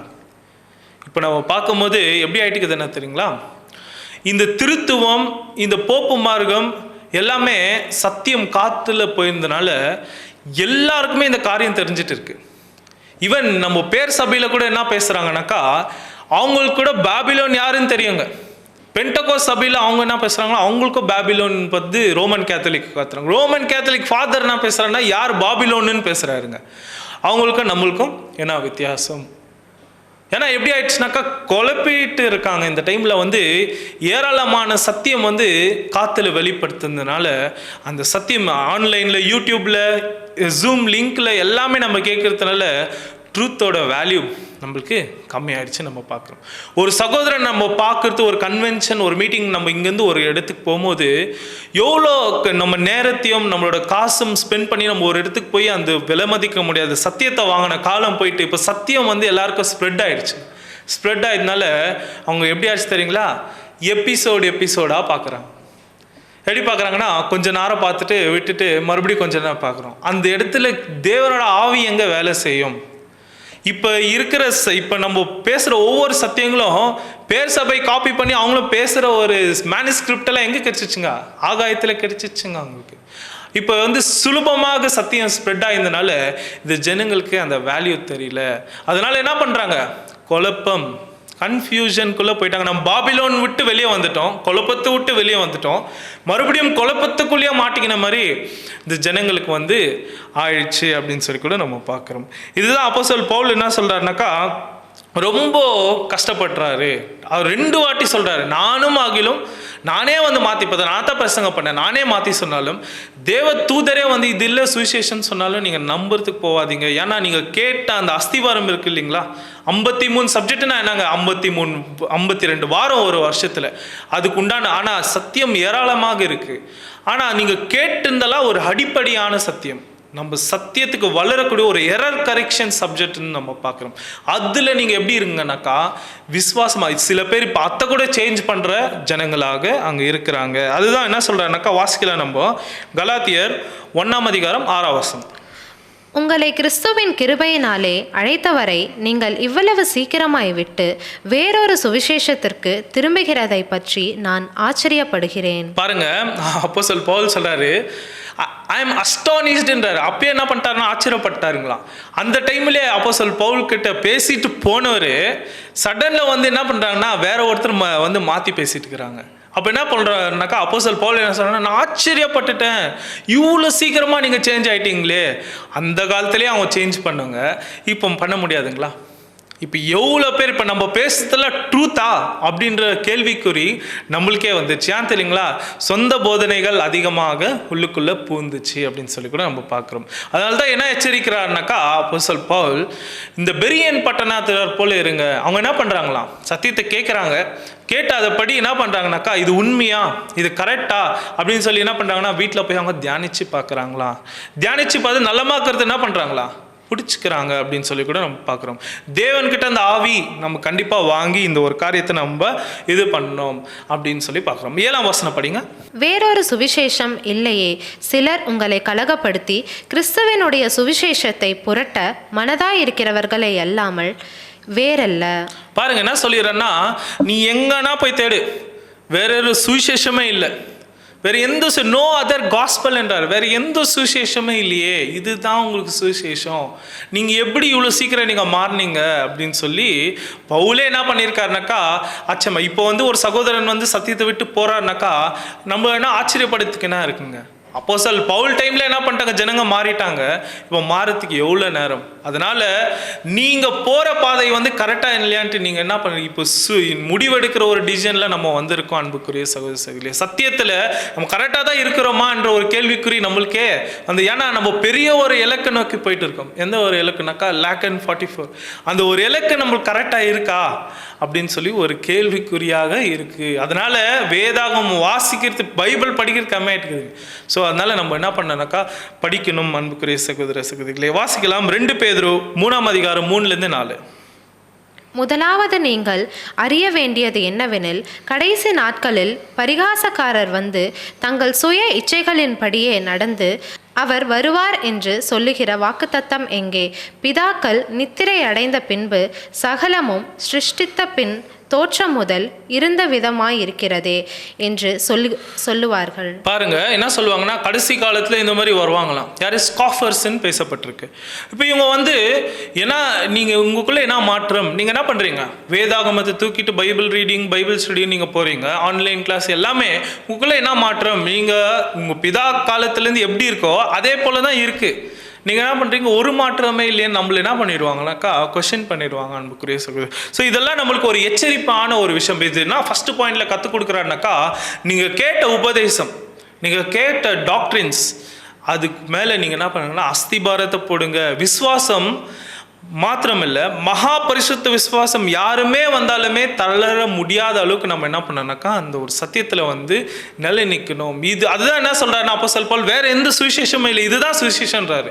இதில் நீங்கள் எப்படி இருங்கனாக்கா உறுதியாக இருங்க, உங்களை யாருமே என்ன பண்ணியிருக்கோம் அசைக்கக்கூடாது அப்படின்னு சொல்லி கூட முதலாக சாபத்தை குறித்து நம்மளுக்கு எச்சரிக்கிறார். இல்லைன்னா நம்ம என்ன ஆகிடுவோம்னாக்கா சாபக்குரிய காரியங்களாக நம்மளுக்கு ஆயிடுது அப்படின்னு சொல்லி பார்க்குறோம். ரெண்டாவது நம்ம வாசிக்கலாம், யோசுவா 6ஆம் அதிகாரம் 26ஆம் வசனம். அக்காலத்திலே யோசுவா இந்த எரிகோ பட்டணத்தை கட்டும்படி எழும்பும் மனுஷன் கர்த்தருக்கு முன்பாக சபிக்கப்பட்டிருக்க கடவன். அவன் அதன் அஸ்திபாரத்தை போடுகிற போது தன் மூத்த குமாரனையும் அதன் வாசல்களை வைக்கிற போது தன் இளைய குமாரனையும் சாக கொடுக்க கடவன் என்று சாபம் கூறினான். பாருங்க அன்புக்குரிய சகோதரர்களே, இப்போ அதாவது எரிகோவை எடுத்து கட்டுறவன் வந்து சபிக்கப்பட்டவன். இந்த வசனத்தை நம்ம அண்டர்ஸ்டாண்ட் பண்ணிக்கலாம். எரிகோவை எடுத்து கட்டுறவன் சபிக்கப்பட்டவன். அதுக்கு அஸ்திபார போடுற மூத்த பிள்ளை வந்து இறந்து போயிடுவார். அதுக்கு மதில் சவுர், அந்த கேட்டை வைக்கிற இளையகுமாரன் வந்து இறந்து போயிடுவார். இதுதான் வசனம். இது ஒரு ப்ராஃபட்டிக்கலான ஒரு வசனம். இது வந்து எங்கே நிறைவேறுது அப்படின்னு சொல்லி நம்ம பார்க்கலாம். எங்கே நிறைவேறுதுனாக்கா 1 ராஜாக்கள் 16ஆம் அதிகாரம் 34ஆம் வசனம். அவன் நாட்களில் பெத்தேல் ஊரானாகிய ஈயேல் எரிகோவை கட்டினான். கர்த்தர் நூனின் குமாரனாகிய யோசுவாவை கொண்டு சொல்லியிருந்த வார்த்தைகளின்படியே அவர் அதன் அஸ்திபாரத்தை போடுகிறது போல ஆபிராம் என்னும் தன் மூத்த குமாரனையும் அதன் வாசல்களை வைக்கிற போது செகூப் என்னும் தன் இளைய குமாரனையும் சாக கொடுத்தான். பாருங்க, இந்த ப்ராஃபஸி அப்படியே ஃபுல்ஃபில் ஆகுது. எங்கே ஆகுதுனாக்கா, இந்த ஒரு இப்போ படித்த வசனத்தில் அதுக்கு அஸ்திபாரம் யார் போட்டாங்கன்னா பெத்தேல் ஊரானாகிய ஈயேல் வந்து என்ன பண்ணுறாருன்னா இந்த எரிகோவை எடுத்து கட்டுறாரு. கட்டும் போது அதுக்கு அஸ்திபாரம் போடுற ஆபிராம் என்ற ஒரு மூத்த மகன் இறந்து போய்ட்றாரு. அதுக்கு கேட்டு வைக்கிற யாருங்க? இளைய குமாரன் சீகேப், அவரும் என்ன பண்ணுறாருனாக்கா இறந்து போயிடுறாரு. இந்த ஒரு ப்ராஃபஸி ஃபுல்ஃபில்மெண்ட் ஆயிடுதுன்னு சொல்லி பார்க்குறோம். இது மூலியமாக நம்மளுக்கு என்ன பாடம் தேவன் வச்சிருக்காரு அப்படின்னு சொல்லி பார்க்கும்போது, எரிகோவை எடுத்துக்கட்டுறவன் சபிக்கப்பட்டவன் அப்படின்னு சொல்லி வசனம். அப்போ எரிகோனா என்னங்க? எரிகோ நம்ம பேசிக் சப்ஜெக்டில் கேட்டிருக்கோம். எதுக்கு கம்பேர் பண்ணலான்னாக்கா ஒட்டுமொத்த உலகத்துக்கு கம்பேர் பண்ணலாம் அப்படின்னு சொல்லி நம்ம பார்க்குறோம். இன்னும் இந்த பாடத்துக்கு நம்ம எதுக்கு கம்பேர் பண்ணலான்னாக்கா நம்மளையே கம்பேர் பண்ணலாம். அது எப்படின்னாக்கா நம்மளோட மாம்சம். நம்மளோட மாம்சத்தை என்ன பண்ணுறோன்னாக்கா திரும்ப திரும்ப திரும்ப திரும்ப நம்ம என்ன பண்ணுறோன்னாக்கா எடுத்து கட்டிகிட்டே இருக்கோமா. இதை எடுத்து கட்டுறவன் வந்து சபிக்கப்பட்டவன் வசனம். நம்ம என்ன பண்ணுறோம், நம்ம ஃபஸ்ட்டு குவாலிஃபிகேஷன் கிறிஸ்துக்குள்ளே போகிறதுக்கு ஃபஸ்ட்டு குவாலிஃபிகேஷன் நம்ம என்னன்னாக்கா, ஒருவன் என்னை பின்பற்ற விரும்பினால் தன்னைத்தானே என்ன பண்ணாங்க வெறுக்கணும். ஆனால் இந்த இடத்துல அங்கே நம்ம நம்ம தன்னைத்தானே வெறுக்கிற ப்ராசஸ்க்குள்ளே நம்ம வருத்தல், அப்போ தான் நம்ம சிலுவை தூக்க முடியும். இப்போ தன்னைத்தானே நேசிக்கக்கூடிய காலத்தில் நம்ம வாழ்ந்து கொண்டு இருக்கோம். எப்படி நேசிக்கிறோன்னாக்கா, நம்ம எல்லா விஷயத்துலையும் நீ பாபிலோன் விட்டு வரியா, இது தப்பாக வந்துடுவேன். இது பெற்றோர் எல்லாரையும் விட்டு வாண்டாரா, அப்பா அம்மா எல்லாரையும் விட்டு வாண்டாரா, அதையும் நீ விட்டு வந்துடுவேன். ஃபேமிலியை கூட ஒரு டைமில் விட்டு வந்துடுவேன். ஆனால் உன்னோட சுயத்தில் கை வைக்கும் போது தான் நம்ம எங்கன்னா பண்ணனாக்கா நம்ம ரொம்ப ஆடி போயிடுவோம்னு சொல்லி பார்க்குறோம். நம்ம சுயத்தில் தான் நம்மளுக்கு மெயினான டெஸ்ட். நம்மளோட ஃப்ளஷ், நம்மளோட மாம்சம் எங்கே போனாலும் நம்ம என்னப்பா எதிர்பார்க்குறோன்னா கம்ஃபர்டபிலிட்டி, கம்ஃபர்ட். எங்கே போனாலும் கம்ஃபர்ட் ஜோனை நம்ம பார்க்குறோம். சுயத்துக்குன்னு நம்ம பார்த்து என்ன பண்ணோம், நம்ம மாம்சத்தை வளர்த்து நம்ம நேசித்து வச்சிருக்கோம் அப்படின்னு சொல்லி கூட நம்ம பார்க்குறோம். ஸோ இதனால் என்ன பண்ணுறேன்னாக்கா, நீ மாம்சத்தை எடுத்து கட்டும் போது, எரிகோவை எடுத்து கட்டும் போது என்ன பண்ணுறேன்னா நீ சபிக்கப்பட்டவன் அப்படின்னு சொல்லி பார்க்கணும். இப்போ 2 மகன்களை பற்றி பேசுகிறார். அதுக்கு ஃபவுண்டேஷன் அஸ்திபாரம் அந்த கேட்டை வைக்கிறவங்க என்ன பண்ணுறாங்கனாக்கா 2 பேருமே இருந்து போயிடறாங்க. இளைய மகன் 2 பேருக்கு உண்டான அர்த்தம் நம்ம பார்க்க வந்து அபிராம் அப்படின்னு சொல்லி பார்க்கும்போது ப்ரௌடுன்னு அர்த்தங்க. அதாவது சீகேம் பார்க்கும்போது எலிவேட்டர். ரெண்டுக்குமே என்னன்னாக்கா ஒரு பெருமை. இந்த பெருமை நமக்குள்ளே வந்துச்சுன்னா கண்டிப்பாக நம்ம எத்தை எடுத்து கட்டிடுவோம்னாக்கா நமக்குள்ளே இருக்கிற அந்த குணலட்சம் மாம்சத்தை தொடர்ந்து நம்ம கட்டிகிட்டே இருக்குவான் கிறிஸ்துகள். அதனால தான் நான் சொல்லலாம், மாம்சம் வந்து உயிர்ப்பிக்காது, ஆவி தான் உயிர்ப்பிக்குது, மாம்சமும் மண்ணுக்கு திரும்பிடும் அப்படின்னு சொல்லி கூட நம்ம பார்க்குறோம். ஒரு சில வசனங்களை நம்ம படிக்கலாம். ரோமர் 6ஆம் அதிகாரம் 2-3. பாவத்துக்கு மரித்த நாம் இனி அதிலே எப்படி பிழைப்போம்? ரோமர் 6ஆம் அதிகாரம் 3ஆம் வசனம். கிறிஸ்து இயேசுவுக்குள்ளாக ஞானஸ்தானம் பெற்ற நாம் அனைவரும் அவருடைய மரணத்துக்குள்ளாக ஞானஸ்தானம் பெற்றதை அறியாமல் இருக்கிறீர்களா? பாருங்க, அவரோட மரணத்துக்குள்ள நம்ம என்ன பண்ணிட்டோமா? மறிச்சிட்டோம். அப்ப நம்ம டெட் பாடிஸ் தான். அவரோட மரணத்துக்குள்ள நம்மளும் என்ன பண்ண அடக்கம் ஆயிட்டோம். அவருக்காக வாழ்றோம். பாவத்துக்கே மறிச்சாச்சு. அப்போ நம்ம எப்படி இருக்கோம்னாக்கா, ஒரு டெட் பாடி ஸ்டேஜில் இருக்கும்போது நம்மளுக்கு என்ன ஃபீலிங்ஸ், நம்மளுக்கு என்ன ஆசைகள் எல்லாமே என்ன பண்ணுறோம்னாக்கா, முழுமையாக தேவன் நம்மளோட தேவைகளை சந்திக்கிறாரு. ஆனால் நம்ம கேட்குறோம் இல்லைங்களா, நம்மளோட வான்ஸ் வந்து தேவன் வந்து அங்கே பார்க்குறது இல்லை அப்படின்னு சொல்லி கூட நம்ம பார்க்குறோம். அநேக காரியத்தில் வந்து நம்ம குழம்பி போயிடுறோம் அப்படி கூட நம்ம பார்க்குறோம். அநேக விஷயத்தில் அதுதான் என்ன பண்ணுறோன்னா, மாம்சமும் என்ன பண்ணுது, மண்ணுக்கு திரும்பிது, ஆவியோ உயிர்ப்பிக்குது அப்படின்னு சொல்லி கூட நம்ம பார்க்குறோம். உதாரணத்துக்கு நம்ம மாம்சத்தை ஒரு சின்ன எக்ஸாம்பிள் கூட கொடுக்கலாம். ஏதோ ஒரு துணி கடைக்கு போய் ஷர்ட் வாங்குகிறோம். அங்கே வாங்கும் போது ஒரு ஷர்ட் வந்து போட்டுக்கிறது நல்லா இருக்குது, அது வந்து 500 ரூபான்றாங்க. ஆனால் நம்ம என்ன பண்ணுறோம், நல்லா ஒரு பிராண்டடாக கொடுத்து வாங்கலாம், அது எவ்வளோங்க, ஒரு 1000 ரூபாய் அப்படி இருக்குன்னு சொல்லி நம்ம பார்க்குறோம். இப்போ பார்க்கும்போது ஒரு சின்ன ஆசை தான், ஒரு 1000 ரூபாய் நம்ம பார்க்கலாம், நல்லா கொஞ்சம் லைஃப் இருக்கும். இது கூட என்னங்க, மாம்ச சிந்தனை அப்படின்னு சொல்லி கூட பார்க்குறோம். ஏன்னா நம்மளை எப்போ நம்மளை வெறுக்கக்கூடிய காரியங்கள் வந்து ரொம்ப கடுமையாக, ரொம்ப கம்மி தான், குறைவு தான். கிறிஸ்துவோட கேரக்டருக்குள்ளே வளர்த்து எவ்வளோ கஷ்டம். இன்னும் நிறைய பேருக்கு வந்து இன்னும் எனக்கும் அதுதான் அந்த சத்தியத்தை படிக்கும் போது நம்மளுக்கு தேவன் உணர்த்துறாரு. இன்னும் யாருமே அந்த குவாலிஃபிகேஷனுக்குள்ளே வரல, அந்த மார்ஜின்குள்ளே நம்ம வரல அப்படின்னு சொல்லி கூட நம்ம பார்க்குறோம். ஓகே, அடுத்த பாயிண்ட் கூட நம்ம வரலாங்க. அடுத்து வந்து நம்ம எதை பார்க்குறோம்னாக்கா, இந்த 2வதுல எது எச்சரிக்கிறான்னாக்கா, உங்களோட மாம்சத்தை நீங்கள் மறுபடியும் எடுத்து கட்டாதீங்க. எரிகோவை நீங்கள் என்ன பண்ணாதீங்க, அது எடுத்து கட்டாதீங்க.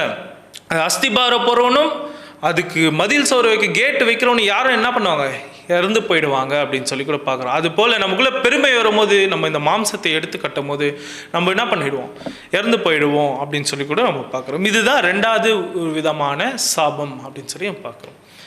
சரி, 3வது சாபத்துக்குள்ளே நம்ம கடந்து போயிடலாம். எரேமியா 17ஆம் அதிகாரம் 5ஆம் வசனம். மனுஷன் மேல் நம்பிக்கை வைத்து மாம்சமானதை தன் புயபலமாக்கிக் கொண்டு கர்த்தரை விட்டு விலகுகிற இருதயமுள்ள மனுஷன் சபிக்கப்பட்டவன் என்று கர்த்தர் சொல்லுகிறார். பாருங்க என்ன சொல்றாருன்னா, மனுஷன் மேல தன் நம்பிக்கையை வைத்து மாம்சமா தன் புஜபலமா நினைச்சு கொண்டு கர்த்தரை விட்டு விலகுற இருதயமே என்ன ஆகுதுனாக்கா, தேவனை விட்டு விலகுது, அவன் வந்து சபிக்கப்பட்டவன் சொல்லி இங்கே வசனம் இருக்கு. இதுக்கு வந்து பழைய ஏற்பாடில் புதிய ஏற்பாடில் ஒரு 2 எக்ஸாம்பிள்ஸை நம்ம பார்க்கலாம். இங்கே என்ன சொல்கிறாருனாக்கா, வாசிக்கலாம் நம்ம வசனத்தை. 1 சாமுவேல் 17ஆம் அதிகாரம் 45ஆம் வசனம். அதற்கு தாவீது பெலிஸ்தனை நோக்கி, நீ பட்டயத்தோடும் ஈட்டியோடும் கேடகத்தோடும் என்னிடத்திலே வருவாய், நானோ நீ நிந்தித்த இஸ்ரேலுடைய இராணுவங்களில் தேவனாகிய சேனைகளுடைய கர்த்தரின் நாமத்தினாலே உன்னிடத்தில் வருவேன். பாருங்க என்ன இங்கே வசனம் சொல்கிறான்னாக்கா, தாவீது வந்து யாரை எதிர்த்து போராடுறாருனாக்கா, மிகப்பெரிய ஜெயிண்ட் கோலியாத்தை எதிர்த்து அங்கே போராடுறாரு. அந்த இடத்துல நம்ம பார்க்கும்போது சவுல் ராஜா வந்து ஒரு ராஜாவாக அங்கே தேர்ந்தெடுக்கும் போது தேவன் அருமையான ஒரு ராஜாவை தேர்ந்தெடுத்தார். ஆனால் ஒரு நாள் என்ன பண்ண முடியல, யுத்தத்துக்கு போக முடியல. ஏன்னா ஒரு ஜெயிண்ட் அங்கே கோலியாத்தை வந்து அங்கே கத்திட்டு, உங்கள் தேசத்தில் வந்து எந்த ஒரு ஆண்மகனும் இல்லையா அப்படின்னு சொல்லி கூட கேட்குறத நம்ம பார்க்குறோம். அந்த இடத்துல தாவீது ராஜா வரும்போது அவருக்கு அந்த ஹார்மர் அது போடுறாரு, அந்த வஸ்திரமெல்லாம் போடும் போது அவருக்கு அந்த ட்ரெஸ்ஸு கூட பத்துறது இல்லை.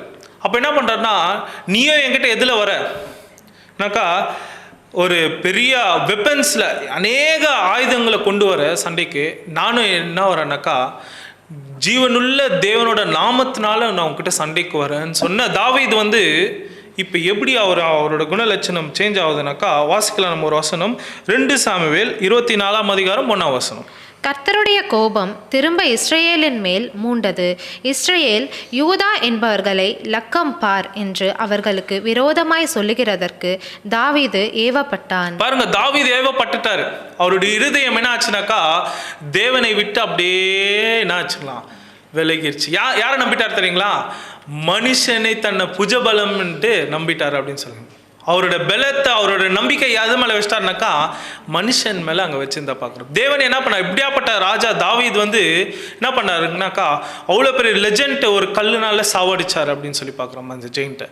அந்த மாதிரி இந்த தாவீதோட மனசே என்ன ஆகுதுனாக்கா தேவனை விட்டு இஸ்ரேல் ஜனங்களை இப்போ நம்ம யுத்தத்துக்கு போகலாமா என்ன அப்படின்னு சொல்லி என்ன பண்ணுறாங்க பலஸ்தீன் ஜனங்க கிட்ட இவர் என்ன பண்ணுறாருன்னா கணக்கு பார்க்குறாரு அப்படின்னு சொல்லி கூட நம்ம பார்க்குறோம். இது பழைய ஏற்பாட்டில் ஒரு காரியத்தை குறித்து நம்ம பார்த்தோம். புதிய ஏற்பாட்டில் நம்ம சில காரியங்களில் ஒரு எக்ஸாம்பிள்ஸ் நம்ம படிக்கலாம். அதாவது லூக்கா 22:35. பின்னும் அவர் அவர்களை நோக்கி, நான் உங்களுக்கு பணப்பையையும் சாமான் பையையும் பாதரட்சைகளும் இல்லாமல் அனுப்பினத போது ஏதாகிலும் உங்களுக்கு குறை இருந்ததா என்றார். அவர்கள் ஒன்றும் குறை இருந்ததில்லை என்று. பாருங்க, இயேசு கிறிஸ்து வந்து அவங்களோட சீஷரை பார்த்து கேட்குறாரு, நான் உங்களுக்கு பணம் பையும் சாமான் பையும், அதாவது எது எல்லாமே நான் உங்களுக்கு கூட இருக்கும்போது எதனா குறைஞ்சான்னு கேட்குறாரு. அப்போ அந்த சீஷர்கள்லாம் என்ன சொல்கிறாங்கன்னாக்கா எந்த ஒரு குறையும் இல்லை, ஏன்னாக்கா ஆண்டவராக இயேசு கிறிஸ்து அவங்க கிட்ட இருக்காரு. ஸோ அதனால் அவங்களுக்கு எந்த ஒரு குறையும் இல்லை அப்படின்னு அவங்க சொல்லிட்டு தான் நம்ம பார்க்குறோம். ஆனால் இவங்களோட இருதயம் இப்படி இருந்துச்சு. ஆனால் கிறிஸ்து ஒரு டைம் போயிட்டு இருக்கோம், இவங்களுக்கு எப்படி ஆயிடுச்சுனாக்கா வாசிக்கலாம் வசனம் யோவான் 21:3. சீமோன் பேதுரு மற்றவர்களை நோக்கி, மீன் பிடிக்கப் போகிறேன் என்றான். அதற்கு அவர்கள், நாங்களும் உம்மோடே கூட வருகிறோம் என்றார்கள். அவர்கள் புறப்பட்டு போய் உடனே படவேற்றினார்கள். அந்த பாருங்க என்ன ஆயிடுதுனாக்கா இப்போ மீன் பிடிக்க போகலாம் அப்படின்னு சொல்லும் போது இந்த ஜனங்க என்ன பண்ணிடுறாங்க, உடனே புறப்பட்டு நாங்களும் உங்க கூட வந்துடுறோம் அப்படின்னு சொல்லி அவங்களோட பழைய வாழ்க்கைக்கு என்ன போயிடுறாங்க, அவங்க ரிட்டர்ன் போயிடுறாங்க. ஆனால் அவங்களுக்கு மீன் பிடிக்கும் போது மீன் கிடைச்சிச்சான்னு கேட்டால் ஒன்று கூட அவங்க கிடைக்கிறது இல்லை. ஏன்னா பேதுரு வந்து அந்த ஃபிஷர்மேனில் வந்து என்னன்னாக்கா பிஹெச்டி லெவல், அந்த லெவல் அவர் ஃபிஷ் பிடிக்கிற ஒரு விஷயத்தில் பார்க்க அவ்வளோ ஒரு அவ்வளோ டாக்டிக்ஸ்க்கு வந்து அவர் தெரியும். ஆனால் மீனவனில் ஒரு சிறந்த மீனவன் சொல்லி கூட நம்ம பார்க்குறோம். அப்படியாப்பட்ட பேதுரு என்ன பண்றாருனாக்கா அங்க தத்தளிக்கிறாரு, மீன் பிடிக்க முடியல, மீன் ஒண்ணுமே அகப்படலை. அப்போ தேவனை விட்டு அவங்களோட இருதயம் வந்து என்ன பண்ணிருக்குனாக்கா கொஞ்சமாக விலகி இருக்கு அப்படின்னு சொல்லி பார்க்கிறோம். இந்த மாதிரி டைம்ல தான் என்ன பண்றாரு தெரியுங்களா நம்ம ஆண்டவராக இயேசு கிறிஸ்து. வாசிக்கலாம் வசனம் யோவான் 21:4-5. விடியற் காலமான போது இயேசு கரையிலே நின்றார். அவரை இயேசு என்று சீசர்கள் அறியாதிருந்தார்கள். இயேசு அவர்களை நோக்கி, பிள்ளைகளே, புசிப்பதற்கு ஏதாகிலும் உங்களிடத்தில் உண்டா என்றார். அதற்கு அவர்கள் ஒன்றுமில்லை என்றார்கள். 6. அப்பொழுது அவர், நீங்கள் படவுக்கு வலது புறமாக வலையை போடுங்கள், அப்பொழுது உங்களுக்கு அகப்படும் என்றார். அப்படியே அவர்கள் போட்டு திரளான மீன்கள் அகப்பட்டதினால் அதை இழுக்க மாட்டாதிருந்தார்கள். பாருங்க, இப்போ என்ன பண்றாருனாக்கா ஒரு ஜஸ்ட் ரிமைண்டர் கொடுக்குறாரு. நீங்க என்ன பண்ணுங்க, இந்த வலையை வந்து கொஞ்சம் ரைட் சைடில் போடுங்க. போடும்போது என்ன ஆகுதுங்க, அவங்களுக்கு இழுக்க முடியாத அளவுக்கு ஒரு என்ன பண்ணுதுன்னா மீன் மாட்டுது அப்படின்னு சொல்லி பார்க்குறாங்க. ஸோ நம்ம லைஃப்லேயும் இதே மாதிரி தான் நம்ம என்ன பண்ணிடுறோம்னாக்கா சில டைமில் தேவனை மின்பாக வைக்காத என்ன பண்ணிடுறோம்னாக்கா நம்ம மனுஷனை என்ன பண்ணுறோம்னா ஒரு பெலனாக எடுத்துக்கிறோமா மனுஷன் மேலே. அதான் பைபிள் வசனம் என்ன சொல்லுதுன்னா சென்டர் வசனம் 118 8 நம்பிக்கையை மனுஷன் மேலே வைக்காத, யார் மேலே வை, தேவன். பைபிளோட சன்று வசனமே அதுதான் சொல்லுது. அந்த மாதிரி நம்ம தேவன் மேலே நம்பிக்கை வைக்காத மனுஷனை தன் புஜபலமாக எடுத்துக்கொண்டு என்ன பண்ணுறான்னாக்கா நம்மளுடைய இருதயம் தேவனை விட்டு விலகிடுதாமா. அநேக டைமில் தேவனை விட்டு நம்ம போயிடுறோம். போகும்போது நம்மளுக்கும் ஒரு ரிமைண்டர் கொடுக்குறாராம். எப்படி இந்த சீஷர்களுக்கு ஒரு ரிமைண்டர், நீ என்ன பண்ண அந்த வலை நீ ரைட் சைடில் போடுன்றார். இதே போல தான் எங்கேயோ எங்களுக்கு கேள்விப்பட்ட மாதிரி இருக்கு. அந்த சீஷர்கள் என்ன பண்ணுறாங்கனாக்கா அதே மாதிரி போடுறாங்க. அவங்களுக்கு மீன்கள் வந்து ஏராளமாக மாட்டுது. அதே போல தான் நம்மளுக்கும் பின்னாலேருந்து ஒரு சத்தம் வரமா. அந்த சத்தம் என்னன்னாக்கா பரிசுத்தாவே நம்மளை கைட் பண்ணுமா. நீ இந்த சைடு திரும்பு, இந்த சைடு திரும்பு அப்படின்னு சொல்லி நம்மளுக்கு எச்சரிக்கிறது அந்த பரிசுத்த ஆவின்னு சொல்லி கூட பார்க்கணும். அதனால தேவனை விட்டு நம்ம இருதயம் வந்து என்ன பண்ணோம்னாக்கா அநேக டைம் விலகி போயிடும். நம்ம பார்க்கும்போது நம்மக்கிட்ட எல்லாமே இருக்குங்க, பணம் இருக்கும், வீடு இருக்கும், எல்லா விஷயமும் இருந்தாலும் நமக்கு மனசில் வந்து ஒரு சந்தோஷமே இருக்காது, ஒரு நிம்மதியாக இருக்காது. காரணம் என்ன தெரியுங்களா, தேவனை நம்ம முன் வச்சிருக்க மாட்டோம். தேவன் நம்ம இருதயம் வந்து தேவனை விட்டு விலகக்கூடிய ஒரு காரியத்துக்குள்ளே நம்ம இருந்திருக்குவோம் அன்புக்குரிய சகோதர சகோதரிகளே. ஸோ இந்த ஒரு விஷயத்தை தான் அங்கே சொல்கிறாரு. அதாவது இந்த இஸ்ரேல் ஜனங்களை வந்து இந்த 12 கோத்திரம் இருந்தாங்க. இந்த 12 கோத்திரத்துக்கு எல்லாருக்குமே ஷேர் கிடைச்சிச்சு. ஆனால் ஒரே ஒரு கோத்திரத்துக்கு மட்டும் அந்த ஷேர் தேவன் வந்து அந்த லேண்ட் ஆகட்டும் ஷேர் ஆகட்டும் கொடுக்கல. ஏன்னாக்கா அவங்களுக்கு அங்கே ஒரு வசனத்தை நம்ம படிக்கலாம். நம்பர்ஸ் என்னாகமும் 18ஆம் அதிகாரம் 20ஆம் வசனம். பின்னும் கர்த்தர் ஆரோனை நோக்கி, அவர்களுடைய தேசத்தில் நீ ஒன்றையும் சுதந்தரித்து கொள்ள வேண்டாம், அவர்கள் நடுவே உனக்கு பங்கு உண்டாயிருக்க வேண்டாம். இஸ்ரவேல் புத்திரர் நடுவில் நானே உன் பங்கும் உன் சுதந்திரருமாயிருக்கிறேன். பாருங்க, உங்களோட பங்கே நான் தான்றாரு. அப்போ இந்த கடைசி காலத்துல நம்ம எப்படி இருக்கணும்னாக்கா, நம்மளோட பங்கே தேவன் தாங்க. நம்மளுக்கு என்ன பண்ணனா, மனுஷன் மேல நம்பிக்கை வைக்காத தேவனை நம்ம பிடிச்சிட்டோமா, தேவன் நம்ம பட்சத்தில் இருக்கும் போது யாருமே நம்மளுக்கு எடுத்து நமக்கு கஷ்டம் தாங்க. யாருமே நமக்கு கிட்ட வர முடியாதுன்னு சொல்லி கூட நம்ம பார்க்குறோம். பாருங்கள், நம்ம பேர் 1000-10,000 பேர் விழுவாங்களாம். அப்போனாக்கா மெஜாரிட்டி விழுறதுல தான் இருக்கிறாங்க. 1000னா 10,000. ஆனால் நம்ம என்ன பண்ணாக்கா, கர்த்தருக்காக நிற்கும் போது நம்ம என்ன பண்ணுவாங்கன்னா, தேவன் நம்ம கூட இருக்கிறதா கூட நம்ம பார்க்குறோம்.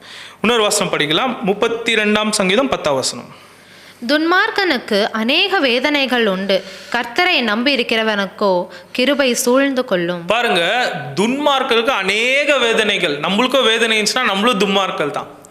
கர்த்தரை நம்பி இருக்கிறவங்களுக்கு கிருபை எப்பவுமே கிருபை சூழ்ந்து கொள்ளுது அப்படின்னு சொல்லி கூட நம்ம வசனத்தை பார்க்குறோம். இது வந்து 3வது ஒரு, அதாவது மனுஷன் மேலே நம்பிக்கை வைத்து தேவனை விட்டு நம்ம இருதயம் விலகக்கூடாது அப்படின்னு சொல்லி பார்க்குறோம். 4வது சாபத்துக்குள்ளே நம்ம கடந்து போயிடலாம். 4வது நம்ம படிக்கலாம். மல்கியா 1ஆம் அதிகாரம் 14ஆம் வசனம். தன் மந்தையில் கடா இருக்கையில் கெட்டுப்போனதை ஆண்டவருக்கு நேர்ந்து கொண்டு பலியிடுகிற கபடஸ்தான் சபிக்கப்பட்டவன். என் நாமம் ஜாதிகளுக்குள்ளே பயங்கரமாயிருக்கும், நான் மகத்துவமான ராஜா என்று சேனைகளின் கர்த்தர் சொல்லுகிறார்.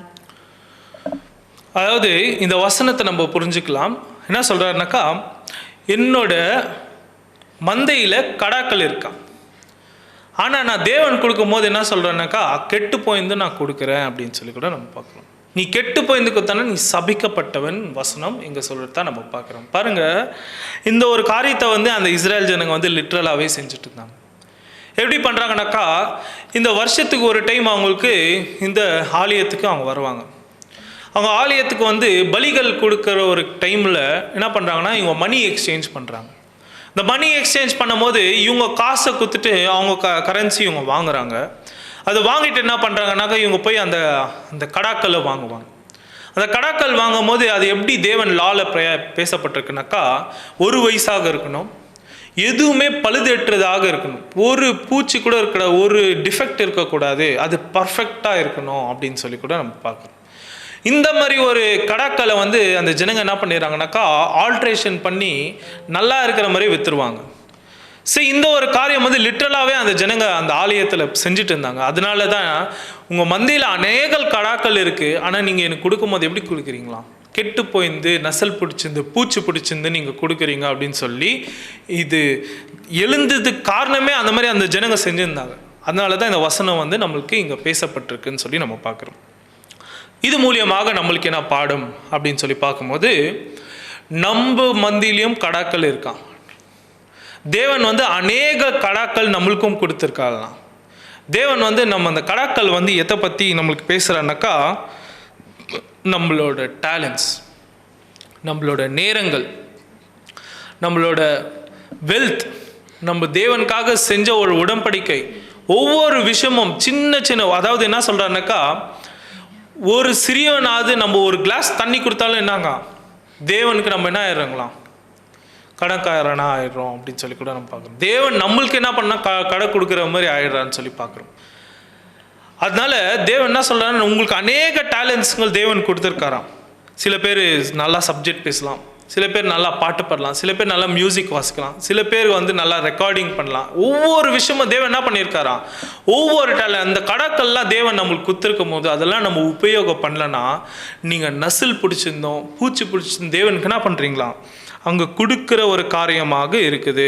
சில பேர் சண்டேஸில் வருவாங்க, எக்லிஷாக்கு நேரத்தில் வந்து சேர் போடுறதா இருக்கலாம், சில பேர் டீ ப்ரிப்பரேஷன் பண்ணுறதா இருக்கலாம், சில பேர் சேருங்களை தொடிக்கிறதா இருக்கலாம், சில பேர் சகோதர சகோதரிகளை ட்ராப் பண்ணுறதா இருக்கலாம். இதெல்லாம் என்னங்க, ஒரு கடாக்கள் தேவன் நம்மளுக்கு கொடுத்துருக்காரு அப்படின்னு சொல்லி பார்க்குறோம். இந்த கடாக்கள் நம்ம வச்சுக்கொண்டு நம்ம என்ன பண்ணிடுறோம்னாக்கா, தேவனுக்கும் கொடுக்காத நம்மளும் யூஸ் பண்ணாத என்ன பண்ணிடுறோம்னாக்கா, அது புதைச்சி நம்ம வச்சிடறோம் கூட நம்ம பார்க்குறோம். அதனால நம்ம ஒரு வசனத்தை கூட நம்ம படிக்கலாம். மார்க் 12ஆம் அதிகாரம் 42லேருந்து 44. ஏழையான ஒரு விதவையும் வந்து ஒரு துட்டுக்கு சரியான 2 காசை போட்டாள். அப்பொழுது அவர் தம்முடைய சீஷரை அழைத்து, காணிக்கை பெட்டியில் பணம் போட்ட மற்ற எல்லாரையும் பார்க்கிலும் இந்த ஏழை விதவை அதிகமாய் போட்டாள் என்று மெய்யாகவே உங்களுக்கு சொல்லுகிறேன். அவர்கள் எல்லோரும் தங்கள் பரிபூரணத்திலிருந்து எடுத்து போட்டார்கள்.